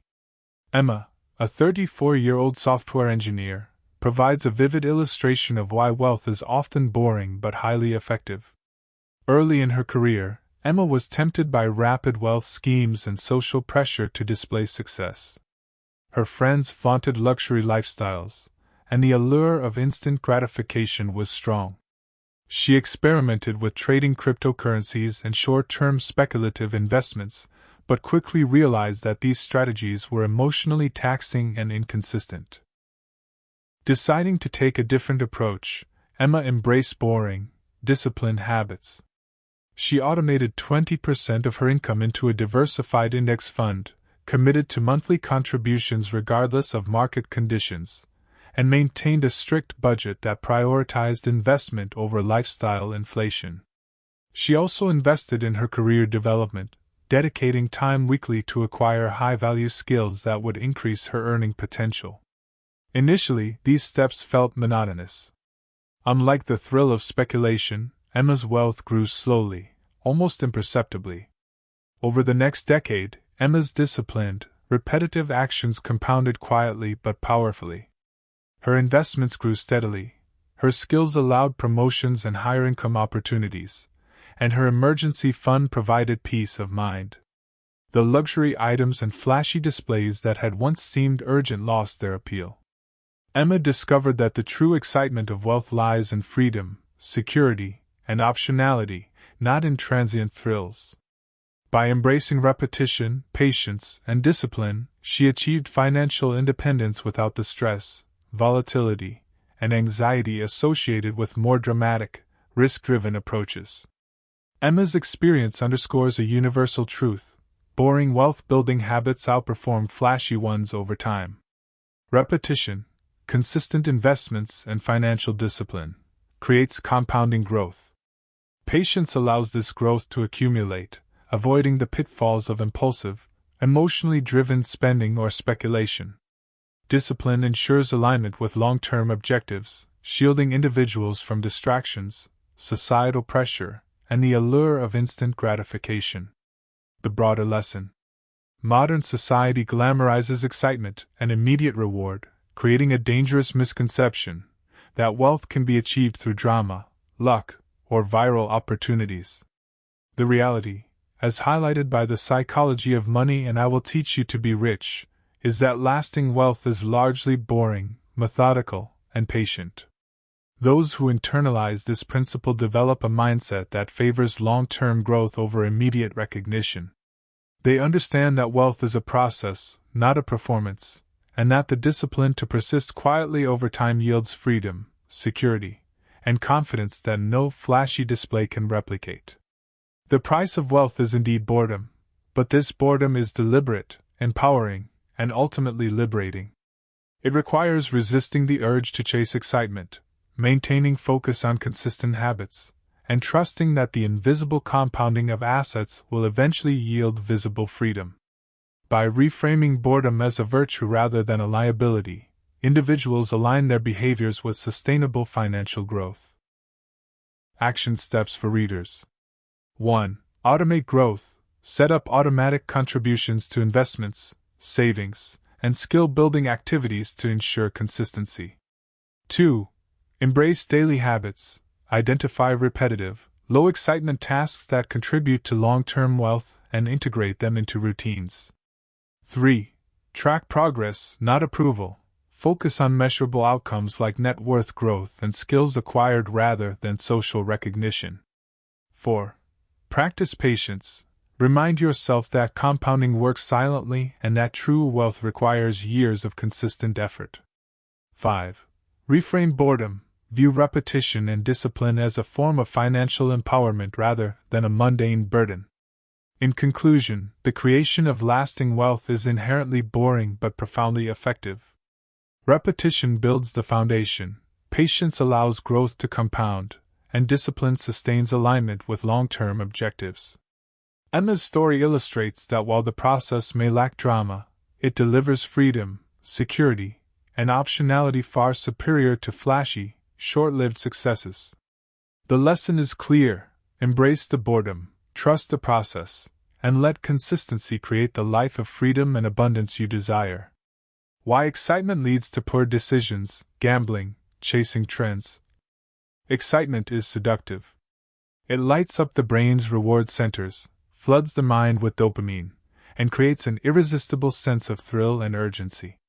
While excitement can be energizing and motivating in certain areas of life, in finance it is often a dangerous trap.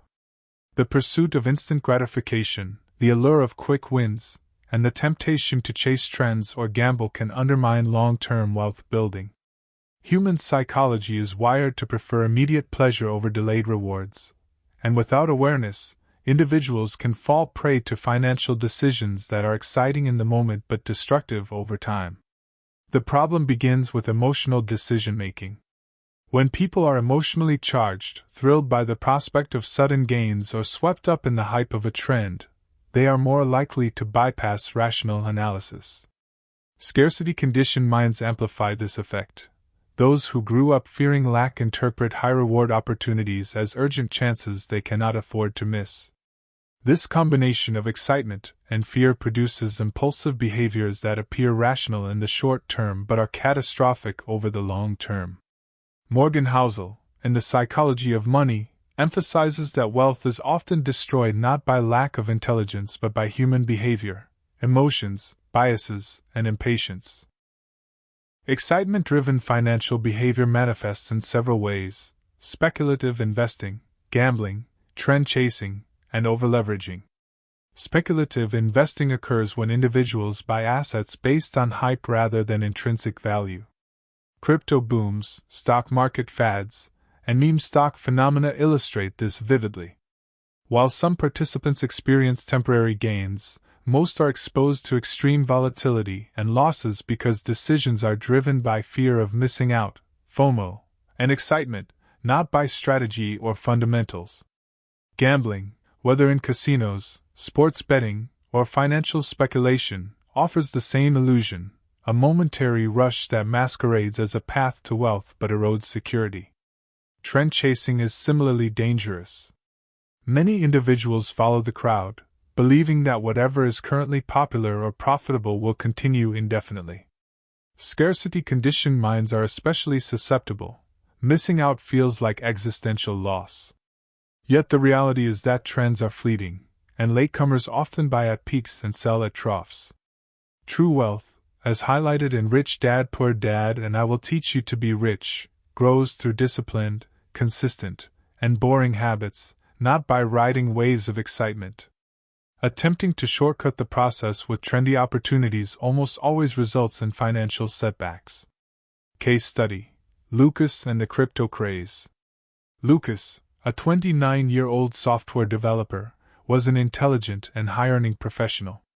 Despite his financial literacy, he fell victim to the excitement of the 2021 cryptocurrency boom. He watched influencers and friends share stories of overnight wealth, and the dopamine-fueled allure of instant success was irresistible. Lucas invested heavily in volatile cryptocurrencies, leveraging borrowed funds to maximize potential gains. The experience was exhilarating. Each surge in value felt like a personal triumph, confirming his belief in the path to rapid wealth. However, excitement-driven decision-making has a short half-life. Within weeks, market volatility erased a significant portion of Lucas's holdings. Fear and panic replaced thrill, and he sold assets at a substantial loss to avoid further emotional strain. Meanwhile, the more disciplined colleagues who ignored hype, invested steadily, and focused on diversified portfolios continued to grow their wealth quietly but steadily. Lucas's excitement-driven behavior cost him not only money but also peace of mind and confidence in his long-term financial strategy. The turning point came when Lucas began to study the psychology of money and secrets of the millionaire mind. He realized that wealth was not built on excitement or luck, but on disciplined repetition, patience, and emotional control. He restructured his finances, reduced exposure to speculative assets, and implemented automated, consistent investing strategies. Over the next several years, Lucas rebuilt his portfolio with measurable, compounding growth. He learned that excitement may provide a momentary thrill, but long-term wealth requires boring consistency and rational decision-making. The psychology of excitement in finance. Excitement hijacks rational thought through several mechanisms. 1. Dopamine rush. Immediate reward stimulates the brain's pleasure centers, reinforcing risk-taking behavior. 2. Overconfidence bias. Success in early, high-risk moves inflates confidence, leading to larger and riskier bets. 3. FOMO and social comparison. Scarcity-conditioned minds interpret trends and hype as opportunities that cannot be missed, creating urgency where none is rationally necessary. 4. Emotional decision-making. Excitement overrides logic, leading to impulsive choices that compromise long-term wealth. The wealthy, conversely, manage excitement rather than chase it. They understand that discipline, patience, and repetition are boring but far more reliable paths to security and growth. They cultivate emotional awareness, set systems for automated investing, and avoid chasing short-term thrills that undermine stability. Actionable strategies to avoid excitement-driven financial mistakes. 1. Automate investments. Remove emotional triggers by setting up consistent, automated contributions to diversified portfolios. 2. Define long-term goals. Clearly identify objectives and measure progress against them rather than hype or trends. 3. Create emotional buffers. Avoid high-leverage, high-risk speculative moves that magnify emotional responses. 4. Educate yourself.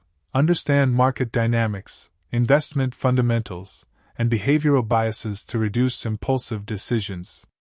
5. Practice reflection. Before any major financial decision, pause to ask, am I acting out of excitement or strategy? Excitement can feel thrilling, but in finance, it is often a trap.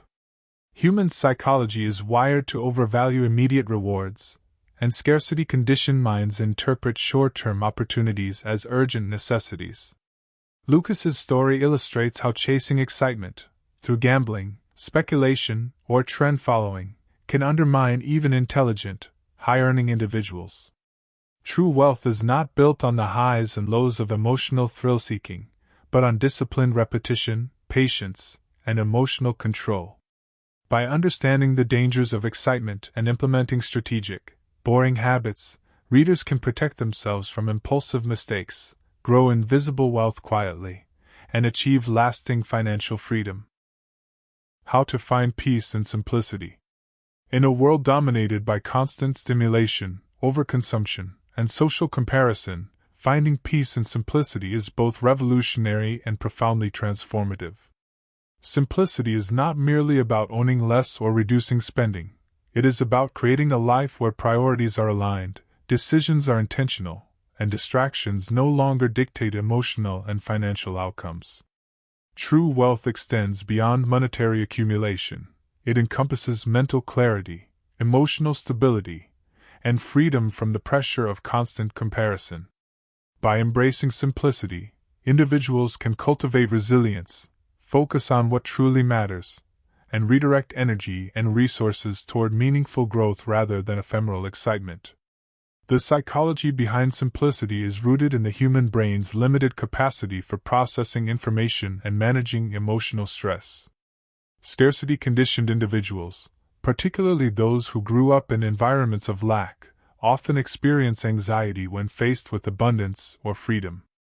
The mind interprets choice and opportunity as potential risk, driving compulsive behaviors such as overconsumption, impulsive spending, and accumulation of unnecessary possessions. Social media and modern culture amplify this effect, showcasing curated images of lifestyles that seem exciting, complex, and luxurious, and reinforcing the illusion that complexity equates to success. Simplicity counters this pattern by reducing unnecessary stimuli and focusing attention on the actions, habits, and relationships that compound over time. Finding peace and simplicity begins with intentional evaluation of priorities. What is truly valuable? What drives personal fulfillment, growth, and security? The wealthy understand that visible excess often produces fleeting satisfaction, while invisible foundations, investments, skills, relationships, and health, yield enduring rewards. Simplifying one's life does not require deprivation, it requires discernment. By eliminating distractions, unnecessary commitments, and superficial consumption, individuals free cognitive and emotional bandwidth to invest in meaningful, wealth-building behaviors. This aligns closely with principles from the psychology of money and I Will Teach You to Be Rich, which emphasize that disciplined, intentional behavior, not appearances, produces long-term financial freedom. Case study: Sophia's journey to simple wealth. Sophia, a 36-year-old entrepreneur, once equated success with constant activity and visible extravagance. She owned multiple luxury cars, frequently upgraded her wardrobe, and hosted elaborate social events. While her outward life appeared enviable, internally, she felt stressed, overwhelmed, and disconnected from her financial and personal goals. Despite earning a high income, her financial health was fragile, savings were minimal, debt was mounting, and her investments were neglected. Social validation had replaced intentional wealth building, and the excitement of luxury masked the underlying instability. Sophia's turning point came when she read The Millionaire Next Door and reflected on her financial and emotional state. She realized that her pursuit of visibility and complexity was counterproductive. Her wealth was ephemeral because it was spent on maintaining appearances rather than building invisible foundations. Motivated to change, Sophia embraced simplicity. She downsized her living arrangements, sold unnecessary vehicles, and redirected resources toward automated investments and skill development. She also simplified her schedule, reducing non-essential commitments to focus on her business, family, and personal growth. Initially, simplicity felt unfamiliar. The quietness was disorienting after years of excitement-driven habits. Yet, over time, Sophia discovered that simplicity brought clarity, emotional calm, and a renewed sense of purpose. Without the constant noise of social comparison and superficial consumption, she could evaluate financial decisions with reason rather than impulse. Her investments grew steadily, her debt decreased, and she gained confidence in her ability to navigate financial uncertainty. Most importantly, Sophia experienced the profound psychological benefit of peace, a mental state that allowed her to make better decisions, maintain focus, and embrace long-term wealth-building behaviors. Sophia's experience illustrates a universal truth: simplicity is not deprivation but liberation. By prioritizing what matters, reducing complexity, and minimizing distractions, individuals gain control over their financial and emotional lives. The paradox is clear: the less one chases the superficial trappings of wealth, the more one accumulates the true, invisible components of wealth: assets, skills, time, and peace of mind. Secrets of the Millionaire Mind emphasizes that financial freedom is as much about mindset and behavior as it is about money, and simplicity is a critical tool for cultivating both. The broader lesson: peace and simplicity is foundational to sustainable wealth. Excessive complexity, overconsumption, and the pursuit of excitement can create stress, misalignment, and financial vulnerability. Scarcity-conditioned individuals are especially prone to misallocate resources and attention, mistaking activity and visible spending for progress. By simplifying life, focusing on essentials, and eliminating distractions, individuals redirect cognitive and financial energy toward compounding habits that produce real, long-term wealth. This principle is mirrored in the lives of quietly wealthy individuals who avoid ostentation, prioritize investments and skills, and value autonomy and clarity over social recognition. Simplicity also fosters psychological resilience. It reduces emotional volatility, allows for rational decision-making, and creates space for reflection and strategic action. The human mind can better manage a few intentional choices than dozens of complex, reactive decisions driven by social pressure or the desire for immediate gratification. By removing noise, individuals align with behaviors that build invisible wealth, including disciplined investing, career development, and strategic financial planning.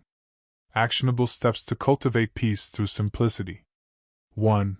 Evaluate essentials. Identify the core areas of life that truly matter: relationships, skills, health, and financial security, and focus resources there. 2. Eliminate excess. Sell, donate, or remove possessions, commitments, or habits that do not contribute to long-term goals or personal fulfillment. 3. Automate wealth building. Use automated systems for investing, savings, and debt repayment to reduce cognitive load and emotional decisions. 4. Limit social comparison. Reduce exposure to social media or environments that trigger unnecessary spending and comparison. 5. Schedule reflection. Allocate regular time for reviewing financial goals, assessing progress, and making intentional, purposeful decisions. Finding peace and simplicity is both a mindset and a practice. It is a deliberate choice to prioritize long-term wealth, focus on essentials, and reduce distractions that undermine financial and emotional well-being. Sophia's journey demonstrates that true freedom comes not from visible extravagance, but from aligning life and resources with intentional priorities. Simplicity quiets the mind, sharpens decision-making, and allows invisible wealth, assets, skills, and time to grow steadily. The price of wealth may often feel boring, but peace, clarity, and intentionality are rewards far more valuable than momentary excitement or social approval. Embracing simplicity is not just a strategy. It is a pathway to lasting financial and emotional freedom. Building habits that compound slowly. True wealth is rarely a product of sudden breakthroughs or overnight success. It is the culmination of small, consistent habits that compound over time. This principle is deceptively simple: minor actions repeated daily, whether investing, saving, skill building, or career growth, accumulate into substantial advantages decades later. The challenge lies in human psychology. We are wired to seek instant gratification, and slow, incremental progress often feels invisible, unsatisfying, or even pointless in the moment. Yet those who embrace slow compounding recognize that the power of consistency, repetition, and patience outweighs flashy, high-risk strategies in the creation of lasting wealth. The concept of compounding extends far beyond interest on money. In behavioral terms, compounding refers to the accumulation of advantage generated by disciplined, repeated actions. It can be seen in investments, where consistent contributions grow exponentially over time, but also in skills, relationships, reputation, and personal discipline. Every hour spent learning a high-value skill, every dollar invested in diversified assets, and every moment devoted to developing emotional discipline compounds silently but powerfully. The psychology of money emphasizes that time, patience, and repeated good decisions are far more impactful than intelligence, luck, or high income. The wealthy understand this deeply. They focus on systems that produce incremental growth, not headline-grabbing wins. Slowly compounding habits require emotional fortitude and discipline. Early on, the results are almost imperceptible. Automated investments may increase by only a few dollars each month, skill building may show no immediate career advantage, and disciplined budgeting may barely dent debt. This invisibility tests the human tendency for immediate reward. Many abandon the process prematurely, mistaking lack of immediate gratification for failure. Scarcity-conditioned minds, in particular, struggle to trust delayed outcomes. They often equate visible progress with success, undervaluing invisible accumulation that ultimately produces freedom, security, and exponential growth. Recognizing that wealth is a marathon, not a sprint, is the critical turning point. Case study: Daniel's journey with slow compounding habits. Daniel, a 32-year-old graphic designer, illustrates the power of habits that compound slowly. Early in his career, Daniel was drawn to get-rich-quick schemes, hoping to replicate stories of instant wealth he saw online. He experimented with speculative stocks and crypto trading, but the volatility and emotional stress were unsustainable. The rapid highs and devastating lows convinced him that quick wins were unreliable. After studying The Millionaire Next Door and Rich Dad Poor Dad, Daniel adopted a radically different approach. He began with small, intentional actions, automating a modest portion of his monthly income into a low-cost index fund, dedicating 1 hour each evening to skill development, and implementing disciplined budgeting that limited non-essential spending. The early months were uneventful. His portfolio increased incrementally. His new skills had no immediate impact on income, and the results felt almost invisible. However, Daniel persisted. He trusted the principle of compounding, believing that repeated, small actions would yield exponential results over time. Years later, Daniel's consistency paid off in dramatic ways. His investment portfolio had grown steadily, his skills had opened doors to higher-paying contracts, and his disciplined lifestyle allowed him to pursue entrepreneurial opportunities without financial stress. What began as seemingly boring, invisible habits had created real wealth, flexibility, and freedom. He could afford to take calculated risks, support his family, and invest in new ventures, all because he respected the slow, compounding power of disciplined action. Daniel's story exemplifies a critical truth: small, consistent habits, though invisible in the short term, accumulate into lasting wealth that far exceeds the temporary thrill of instant gratification. The psychology behind compounding habits. Several psychological mechanisms make slow compounding habits effective yet counterintuitive. 1. Delayed gratification. The ability to prioritize long-term rewards over immediate pleasure is central to wealth accumulation.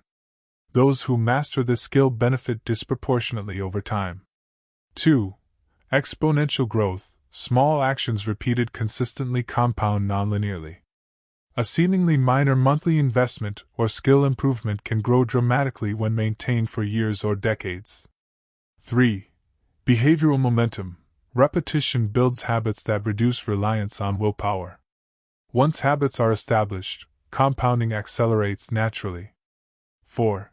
Invisible advantage. True wealth grows quietly, often unnoticed by peers. This invisibility protects it from envy, social pressure, and impulsive disruption. The wealthy leverage these mechanisms intentionally. They focus on habits that compound invisibly, such as automated investing, continuous learning, networking, and disciplined decision-making. These habits accumulate over time to produce outcomes far greater than any single, high-risk endeavor. I will teach you to be rich and secrets of the millionaire mind repeatedly stress that wealth is behavioral, not just financial, and that compounding good habits is a core differentiator between long-term success and perpetual struggle. Actionable steps to build compounding habits. 1. Start small and consistent. Focus on modest, repeatable actions, like contributing 5 to 10% of income to investments monthly or dedicating 30 minutes daily to skill improvement. 2. Automate for discipline. Remove emotional friction by automating savings, investments, and key financial decisions. 3. Track progress. Use metrics to visualize incremental growth, reinforcing the habit even when results feel invisible. 4. Resist instant gratification. Delay indulgent spending or risky moves. Trust that consistent effort yields greater rewards. 5.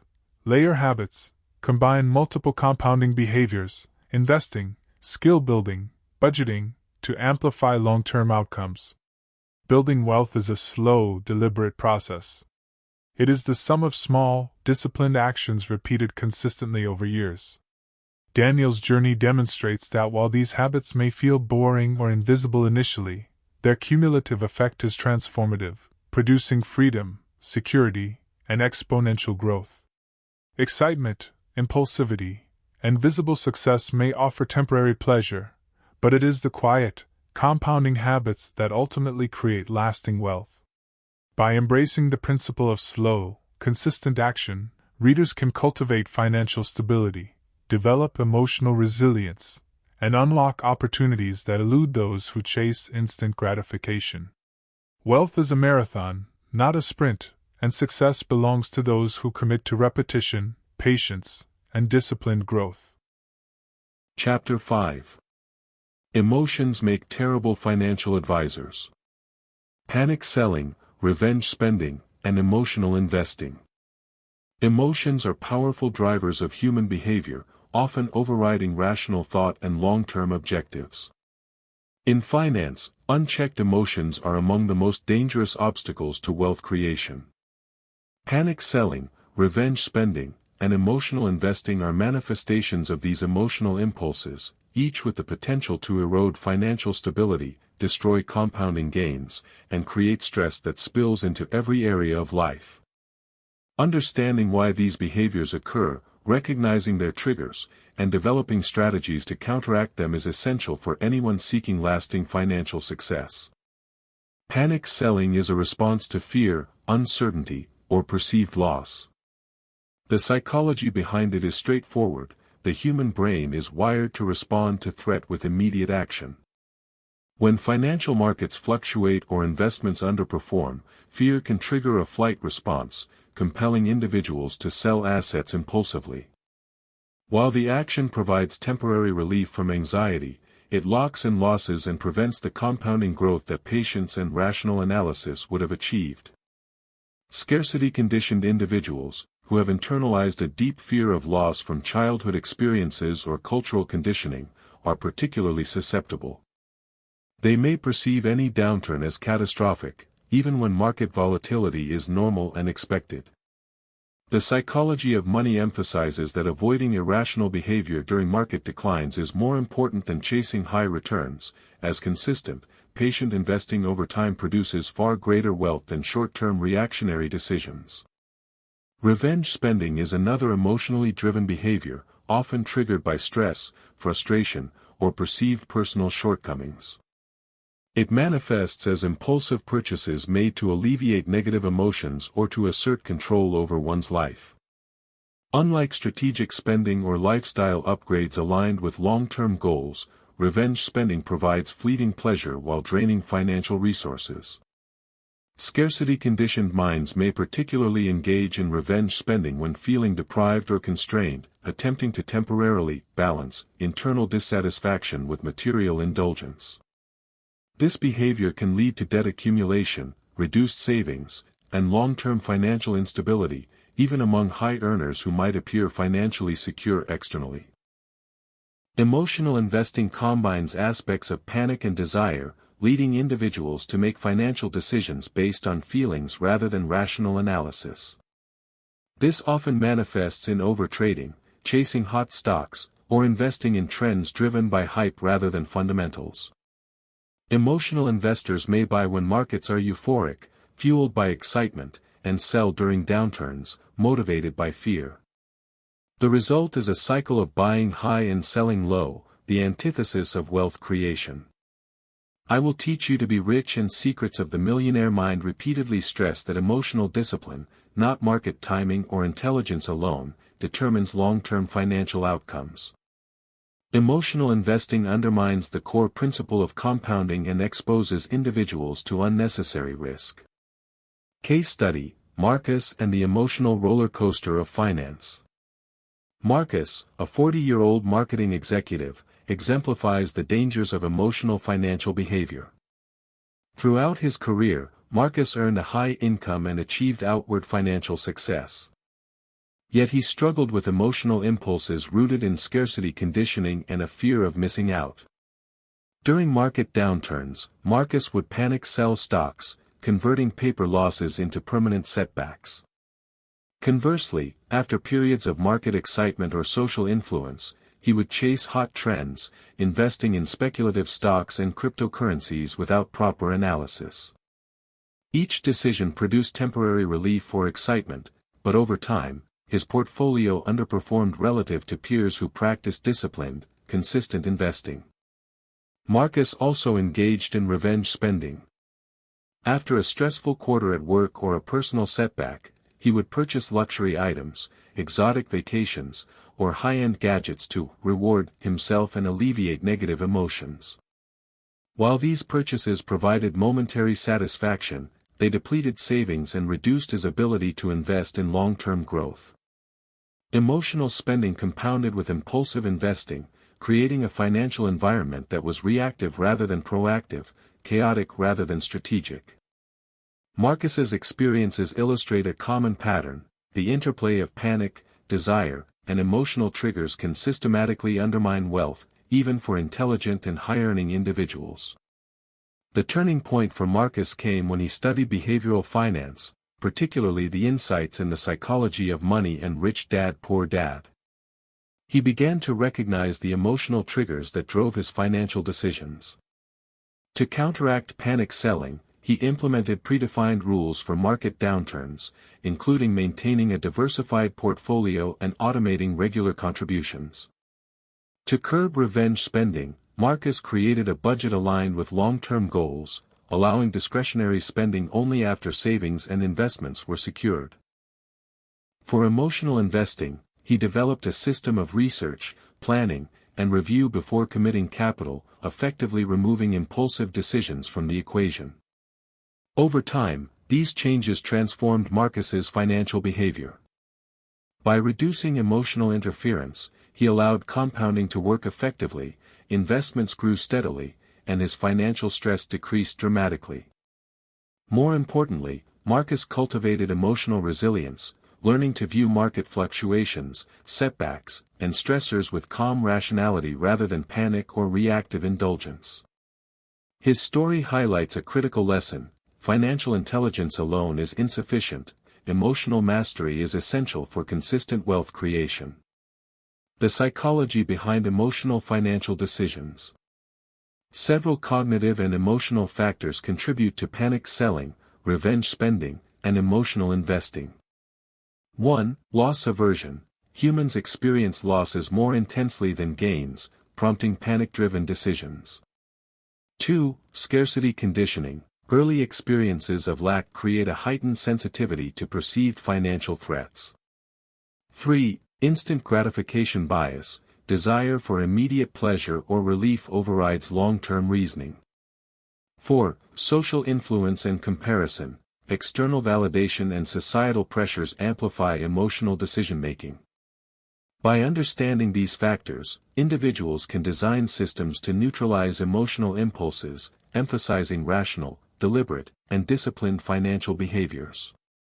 Actionable steps to overcome emotional financial behavior. 1. Automate investments. Reduce emotional triggers by establishing consistent, automated contributions to savings and investments. 2. Set predefined rules. Create strategies for market downturns and avoid reactionary selling. 3. Budget for discretionary spending. Allocate a specific portion of income for pleasure spending to prevent emotional overspending. 4. Pause before decisions. Implement a waiting period before major purchases or investments to allow rational thought to dominate. 5. Track emotional triggers. Identify situations or stressors that provoke impulsive behavior and develop coping strategies.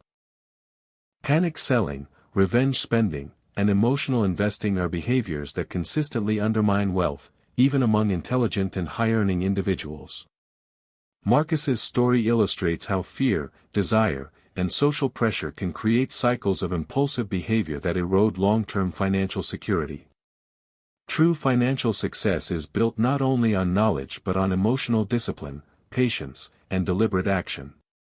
By implementing structured systems, cultivating awareness of triggers, and practicing restraint, readers can transform emotional vulnerabilities into strategic strengths, allowing wealth to grow quietly, steadily, and sustainably. The path to financial freedom is as much about mastering the mind as it is about managing money, and those who achieve emotional control unlock the full power of compounding, patience, and deliberate wealth building. How fear, shame, and ego distort your decisions. Fear, shame, and ego are powerful, often invisible forces that shape financial behavior. Unlike logical calculations or deliberate planning, these emotional drivers operate silently beneath the surface, influencing choices in ways that can sabotage long-term wealth. Fear prompts avoidance and reactionary behavior, shame fosters comparison and self-punishment, and ego encourages risk-taking or excessive consumption to prove worth. Together, these emotions distort judgment, undermine discipline, and perpetuate financial patterns that keep even high earners from achieving lasting prosperity. Understanding these forces is essential for cultivating a mindset capable of building and sustaining wealth over decades. Fear is perhaps the most primal of these emotions, rooted in survival instincts. Financial fear often manifests as hesitation to invest, paranoia about losing money, or overconcentration in low-risk assets that yield minimal growth. Scarcity-conditioned individuals are particularly vulnerable, as past experiences of lack or instability amplify sensitivity to perceived threats. Fear can also provoke panic decisions, such as selling during market dips, withdrawing from opportunities prematurely, or hoarding cash without strategy. The irony is that fear intended to preserve resources often limits growth, preventing wealth from compounding effectively over time. Behavioral finance research, highlighted in The Psychology of Money, consistently shows that fear-driven decisions produce lower long-term returns, illustrating the cost of letting emotion dominate rationality. Shame exerts a subtler, yet equally damaging, influence. It often arises from social comparison. Observing peers' financial success or societal expectations can trigger feelings of inadequacy. Shame-driven spending occurs when individuals purchase items, experiences, or status symbols to align with perceived social norms rather than their personal goals. This behavior creates a paradox: the more one tries to keep up, the further one may drift from sustainable financial health. Shame also discourages transparency, leading people to hide debt or financial mistakes, which in turn prevents them from seeking advice, learning from errors, or adopting better practices. Secrets of the Millionaire Mind underscores that internalized shame can perpetuate scarcity thinking, creating cycles where individuals sabotage themselves emotionally and financially. Ego compounds these dynamics by encouraging overconfidence and the pursuit of external validation. Ego-driven financial behavior often involves taking excessive risks to demonstrate intelligence, wealth, or superiority. This can manifest as speculative investments, risky entrepreneurship without preparation, or unnecessary luxury consumption to impress others. While ego can motivate achievement, unchecked, it distorts reality, clouds judgment, and prioritizes appearance over substance.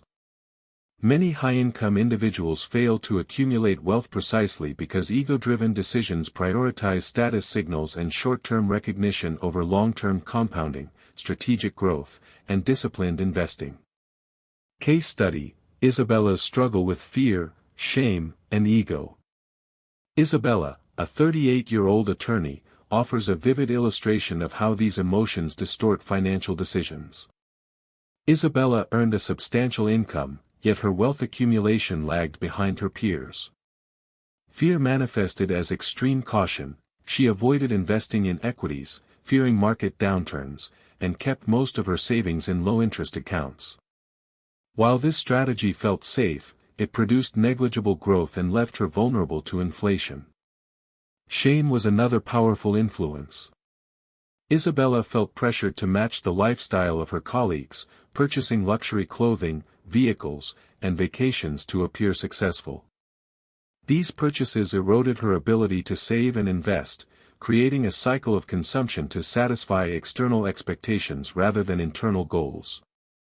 Her shame also prevented her from seeking guidance or mentorship, as she feared judgment for her lack of financial progress. Ego played a subtler but equally destructive role.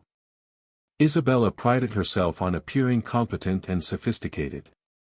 She occasionally engaged in high-risk investments recommended by friends, not because of strategy, but to signal intelligence and decisiveness. Some gambles paid off briefly, feeding her ego, while others produced losses that further fueled fear and shame, creating a self-reinforcing cycle of emotional decision-making.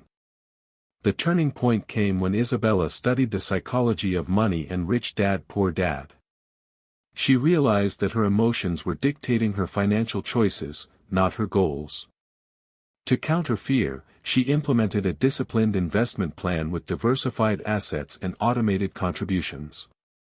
To manage shame, she redefined personal definitions of wealth, focusing on security, freedom, and values rather than social comparison. Ego was managed by emphasizing long-term outcomes over appearances and implementing reflective decision-making processes, including delaying high-risk moves until analysis supported them. Over time, Isabella's wealth grew steadily, her stress decreased, and her confidence in financial decisions strengthened.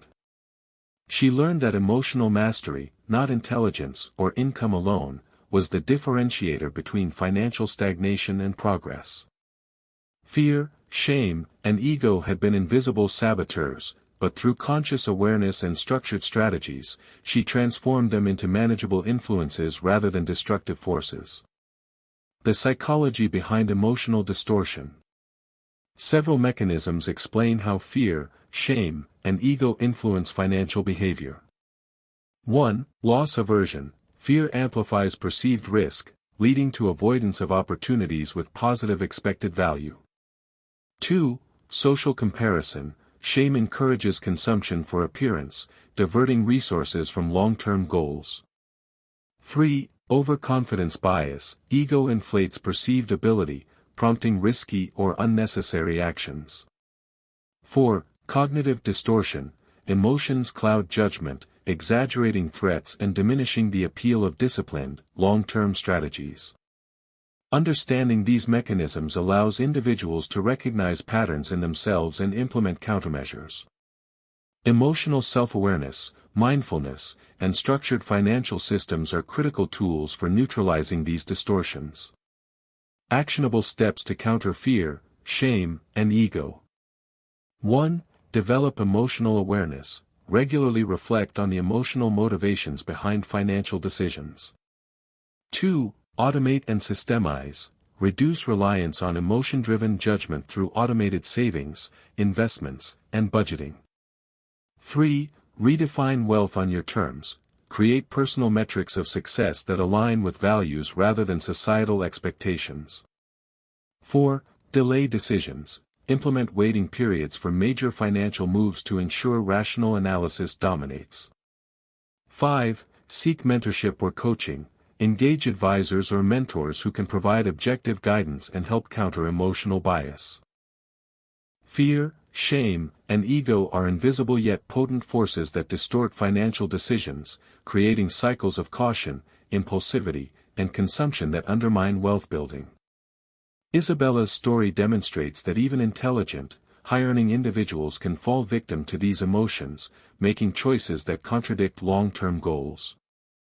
Financial success is less about intelligence or income and more about emotional discipline, awareness, and structured strategies. By recognizing these emotional drivers, implementing systems to neutralize their influence, and focusing on rational, consistent habits, readers can protect their wealth, harness compounding growth, and make decisions that align with both financial goals and personal values. Mastery over fear, shame, and ego is a cornerstone of sustainable wealth, turning what were once invisible saboteurs into manageable, even empowering, forces in the pursuit of financial freedom.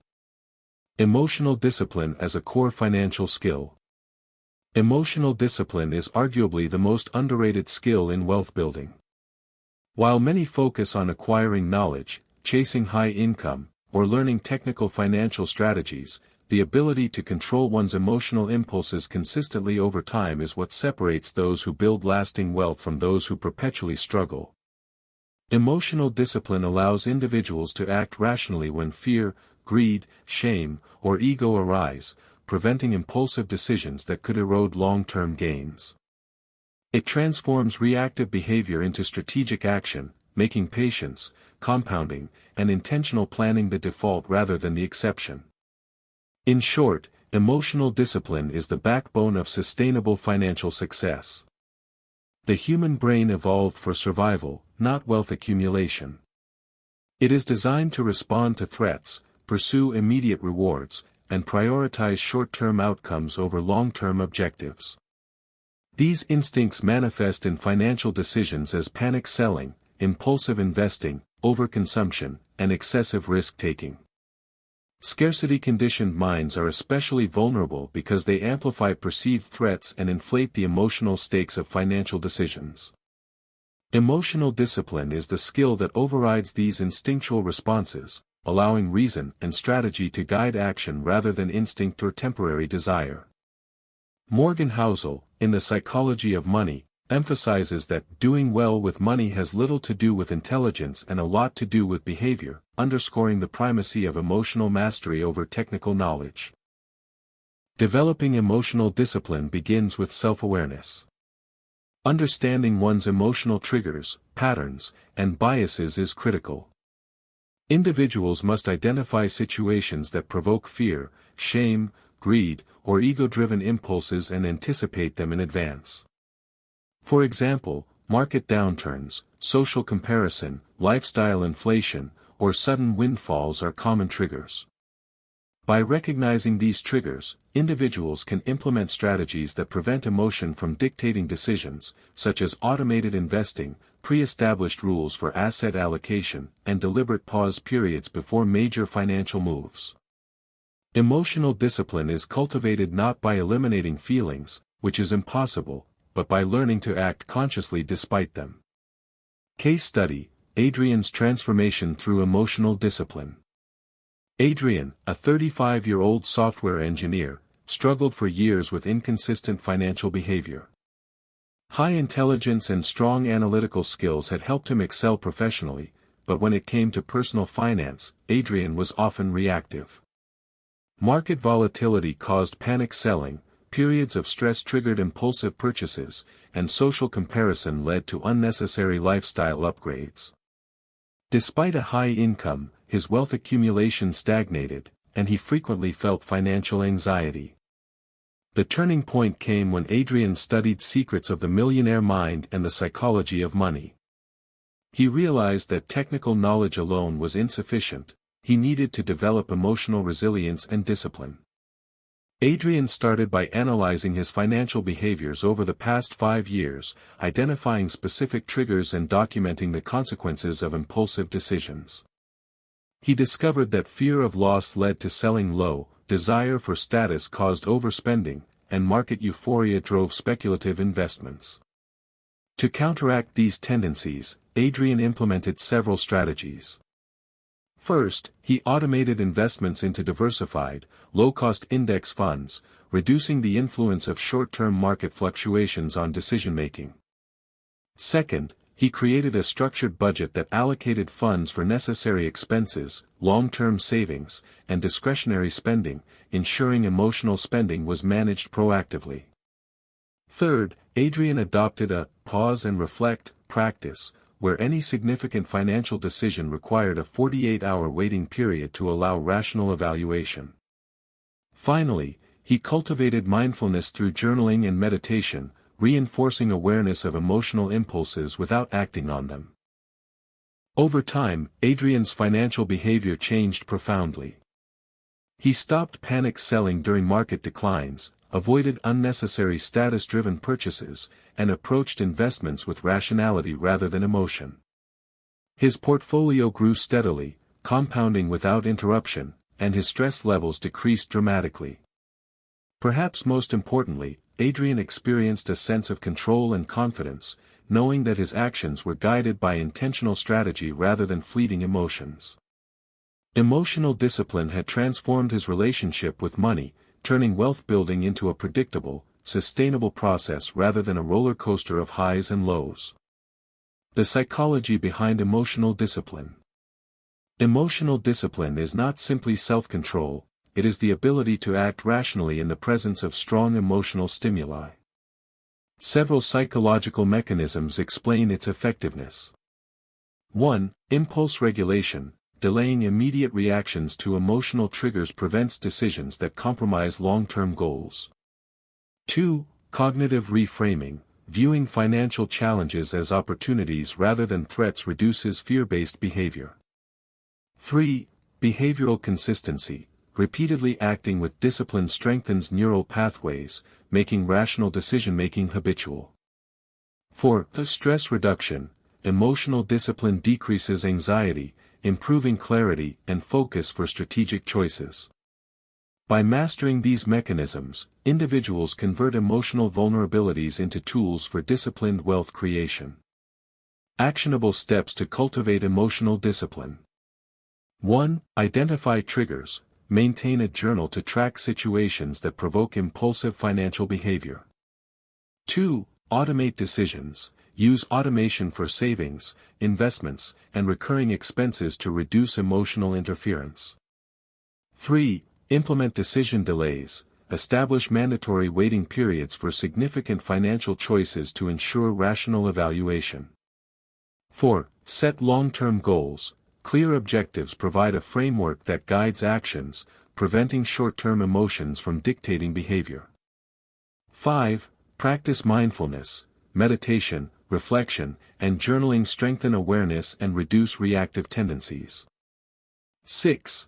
Review and adjust. Regularly assess financial behavior and adjust strategies to maintain consistency and discipline. Emotional discipline is a core financial skill, perhaps more important than intelligence, income, or technical knowledge. Adrian's journey demonstrates how mastering emotional impulses transforms reactive, inconsistent behavior into deliberate, strategic action that compounds over time. Fear, shame, and ego may always exist, but emotional discipline enables individuals to act rationally despite them, turning wealth building into a predictable, sustainable process. True financial success is not the result of luck or brilliance alone, it is the product of consistent, disciplined behavior guided by rational strategy and emotional mastery. Cultivating this skill allows readers to navigate uncertainty, resist destructive impulses, and harness the compounding power of intentional, long-term financial decision-making. Tools for emotional detachment, automation, buffers, mindset work. One of the most powerful ways to build lasting wealth is to detach emotions from financial decisions. Emotional decision-making, driven by fear, greed, ego, and social pressures, has been shown repeatedly to destroy value, disrupt compounding, and undermine long-term security. Emotional detachment does not mean indifference, it means creating systems and habits that prevent reactive behavior, allowing logic, discipline, and strategy to guide choices. The tools that enable this detachment include automation, financial buffers, and intentional mindset work. These techniques allow individuals to navigate uncertainty, manage stress, and make deliberate decisions rather than impulsive ones, forming the cornerstone of sustainable wealth building. Automation is perhaps the most immediate and powerful tool for emotional detachment. Humans are inherently reactive. When faced with short-term market volatility, sudden expenses, or lifestyle temptations, the brain often overrides reason with instinctive impulses. Automating financial decisions, such as savings, investments, debt payments, and recurring expenses, removes these choices from the emotional arena. This approach mirrors the strategies of quietly wealthy individuals highlighted in The Millionaire Next Door, who prioritize systematic, consistent actions over visible displays of wealth. Automation not only reduces errors caused by emotional impulses but also leverages consistency to compound wealth silently over time. For example, automating monthly contributions to diversified investments ensures that funds grow steadily, even if the investor is tempted to time the market or indulge in short-term spending. Financial buffers complement automation by providing a psychological and practical safety net. A buffer is a reserve of liquid assets, often referred to as an emergency fund, designed to absorb shocks without triggering panic-driven decisions. Buffers reduce stress, giving individuals the confidence to act strategically rather than reactively. Scarcity-conditioned individuals are particularly prone to overreacting in financial emergencies. Even minor setbacks can provoke panic selling or emotional spending.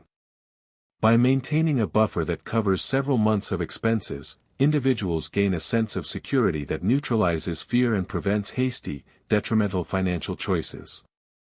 "I Will Teach You to Be Rich" emphasizes that buffers are not merely protective, they are empowering, enabling individuals to pursue opportunities and take calculated risks without emotional interference.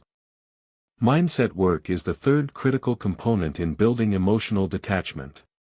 While automation and buffers provide structural support, mindset shapes the internal narrative that governs behavior. This involves cultivating awareness of emotional triggers, reframing challenges as opportunities, and internalizing principles that prioritize long-term outcomes over immediate gratification. Mindset work includes techniques such as journaling, reflection, meditation, and education about behavioral finance. By strengthening mental resilience, individuals develop the ability to recognize emotional impulses without acting on them. They learn to view financial markets, unexpected expenses, and lifestyle pressures through a lens of strategy rather than reaction, reducing stress while improving decision-making. Case study: Elena's journey to emotional financial mastery. Elena, a 34-year-old marketing strategist, had always struggled with emotionally driven financial decisions. Despite a high income, she frequently experienced stress, panic, and regret over her money choices.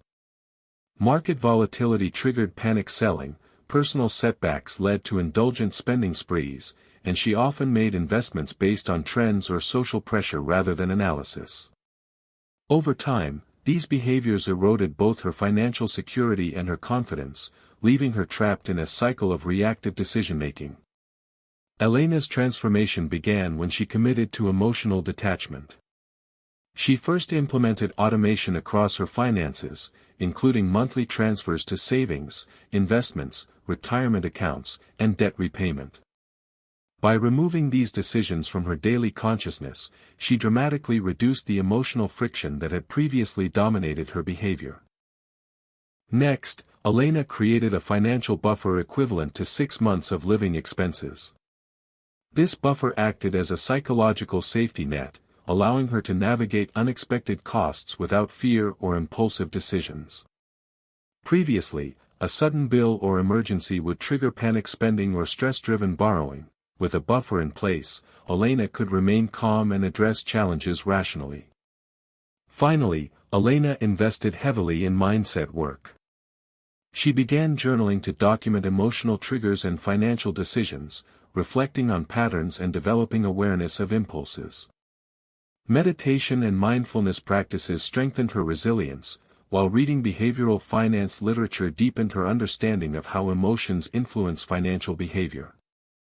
Over time, these practices rewired her approach to money. She stopped reacting to short-term market fluctuations, avoided impulse purchases, and made investment decisions based on strategy rather than hype. Elena's financial landscape changed profoundly. Her portfolio grew steadily, debt decreased, and her stress levels dropped. Beyond the numbers, she experienced a profound sense of control, confidence, and peace, knowing that her decisions were guided by strategy and not emotion. Her story illustrates the transformative power of combining automation, buffers, and mindset work to achieve emotional detachment and long-term financial success. The psychology behind emotional detachment. Emotional detachment works because it neutralizes the cognitive biases and emotional triggers that distort decision-making. 1. Loss aversion mitigation. Buffers and automation reduce fear-driven reactions to losses or setbacks. 2. Impulse reduction. Removing repetitive financial choices from daily decision-making prevents rash, emotion-driven actions. 3. Cognitive clarity. Mindset work improves awareness, allowing rational thought to dominate over instinct. 4. Consistency and compounding. Systems enable consistent behavior that leverages compounding over time, independent of emotional state. By combining structural tools, automation and buffers, with internal strategies, mindset work, individuals create a comprehensive framework for emotional resilience in finance. Actionable steps to achieve emotional detachment. 1. Automate all repeatable actions. Savings, investments, and debt repayment should occur automatically, removing daily decision-making stress. 2. Build and maintain buffers. Establish an emergency fund covering at least 3 to 6 months of expenses to reduce fear and create financial flexibility. 3. Practice mindset work. Journaling, reflection, meditation, and studying behavioral finance strengthen resilience against emotional triggers. 4. Pause before decisions. Institute waiting periods for discretionary spending or investments to allow rational evaluation. 5. Reframe challenges. View setbacks, market volatility, and unexpected expenses as opportunities to practice discipline and improve systems. 6. Track progress and reflect. Regularly review financial outcomes, emotional responses, and adjustments needed to maintain detachment. Emotional detachment is a critical skill that empowers individuals to navigate the unpredictable landscape of money without succumbing to fear, greed, or social pressure. Elena's journey demonstrates how the combined tools of automation, financial buffers, and mindset work enable rational, strategic, and consistent financial behavior. By detaching emotions from decisions, individuals can protect wealth, optimize compounding, and reduce stress, turning what once was reactive and chaotic into a disciplined, sustainable process. The path to lasting financial success is rarely driven by talent or income alone. It is guided by emotional mastery, strategic systems, and the ability to act intentionally regardless of temporary impulses or external pressures. By embracing these tools, readers can transform emotional vulnerability into strength, ensuring that wealth building is both sustainable and aligned with long-term goals.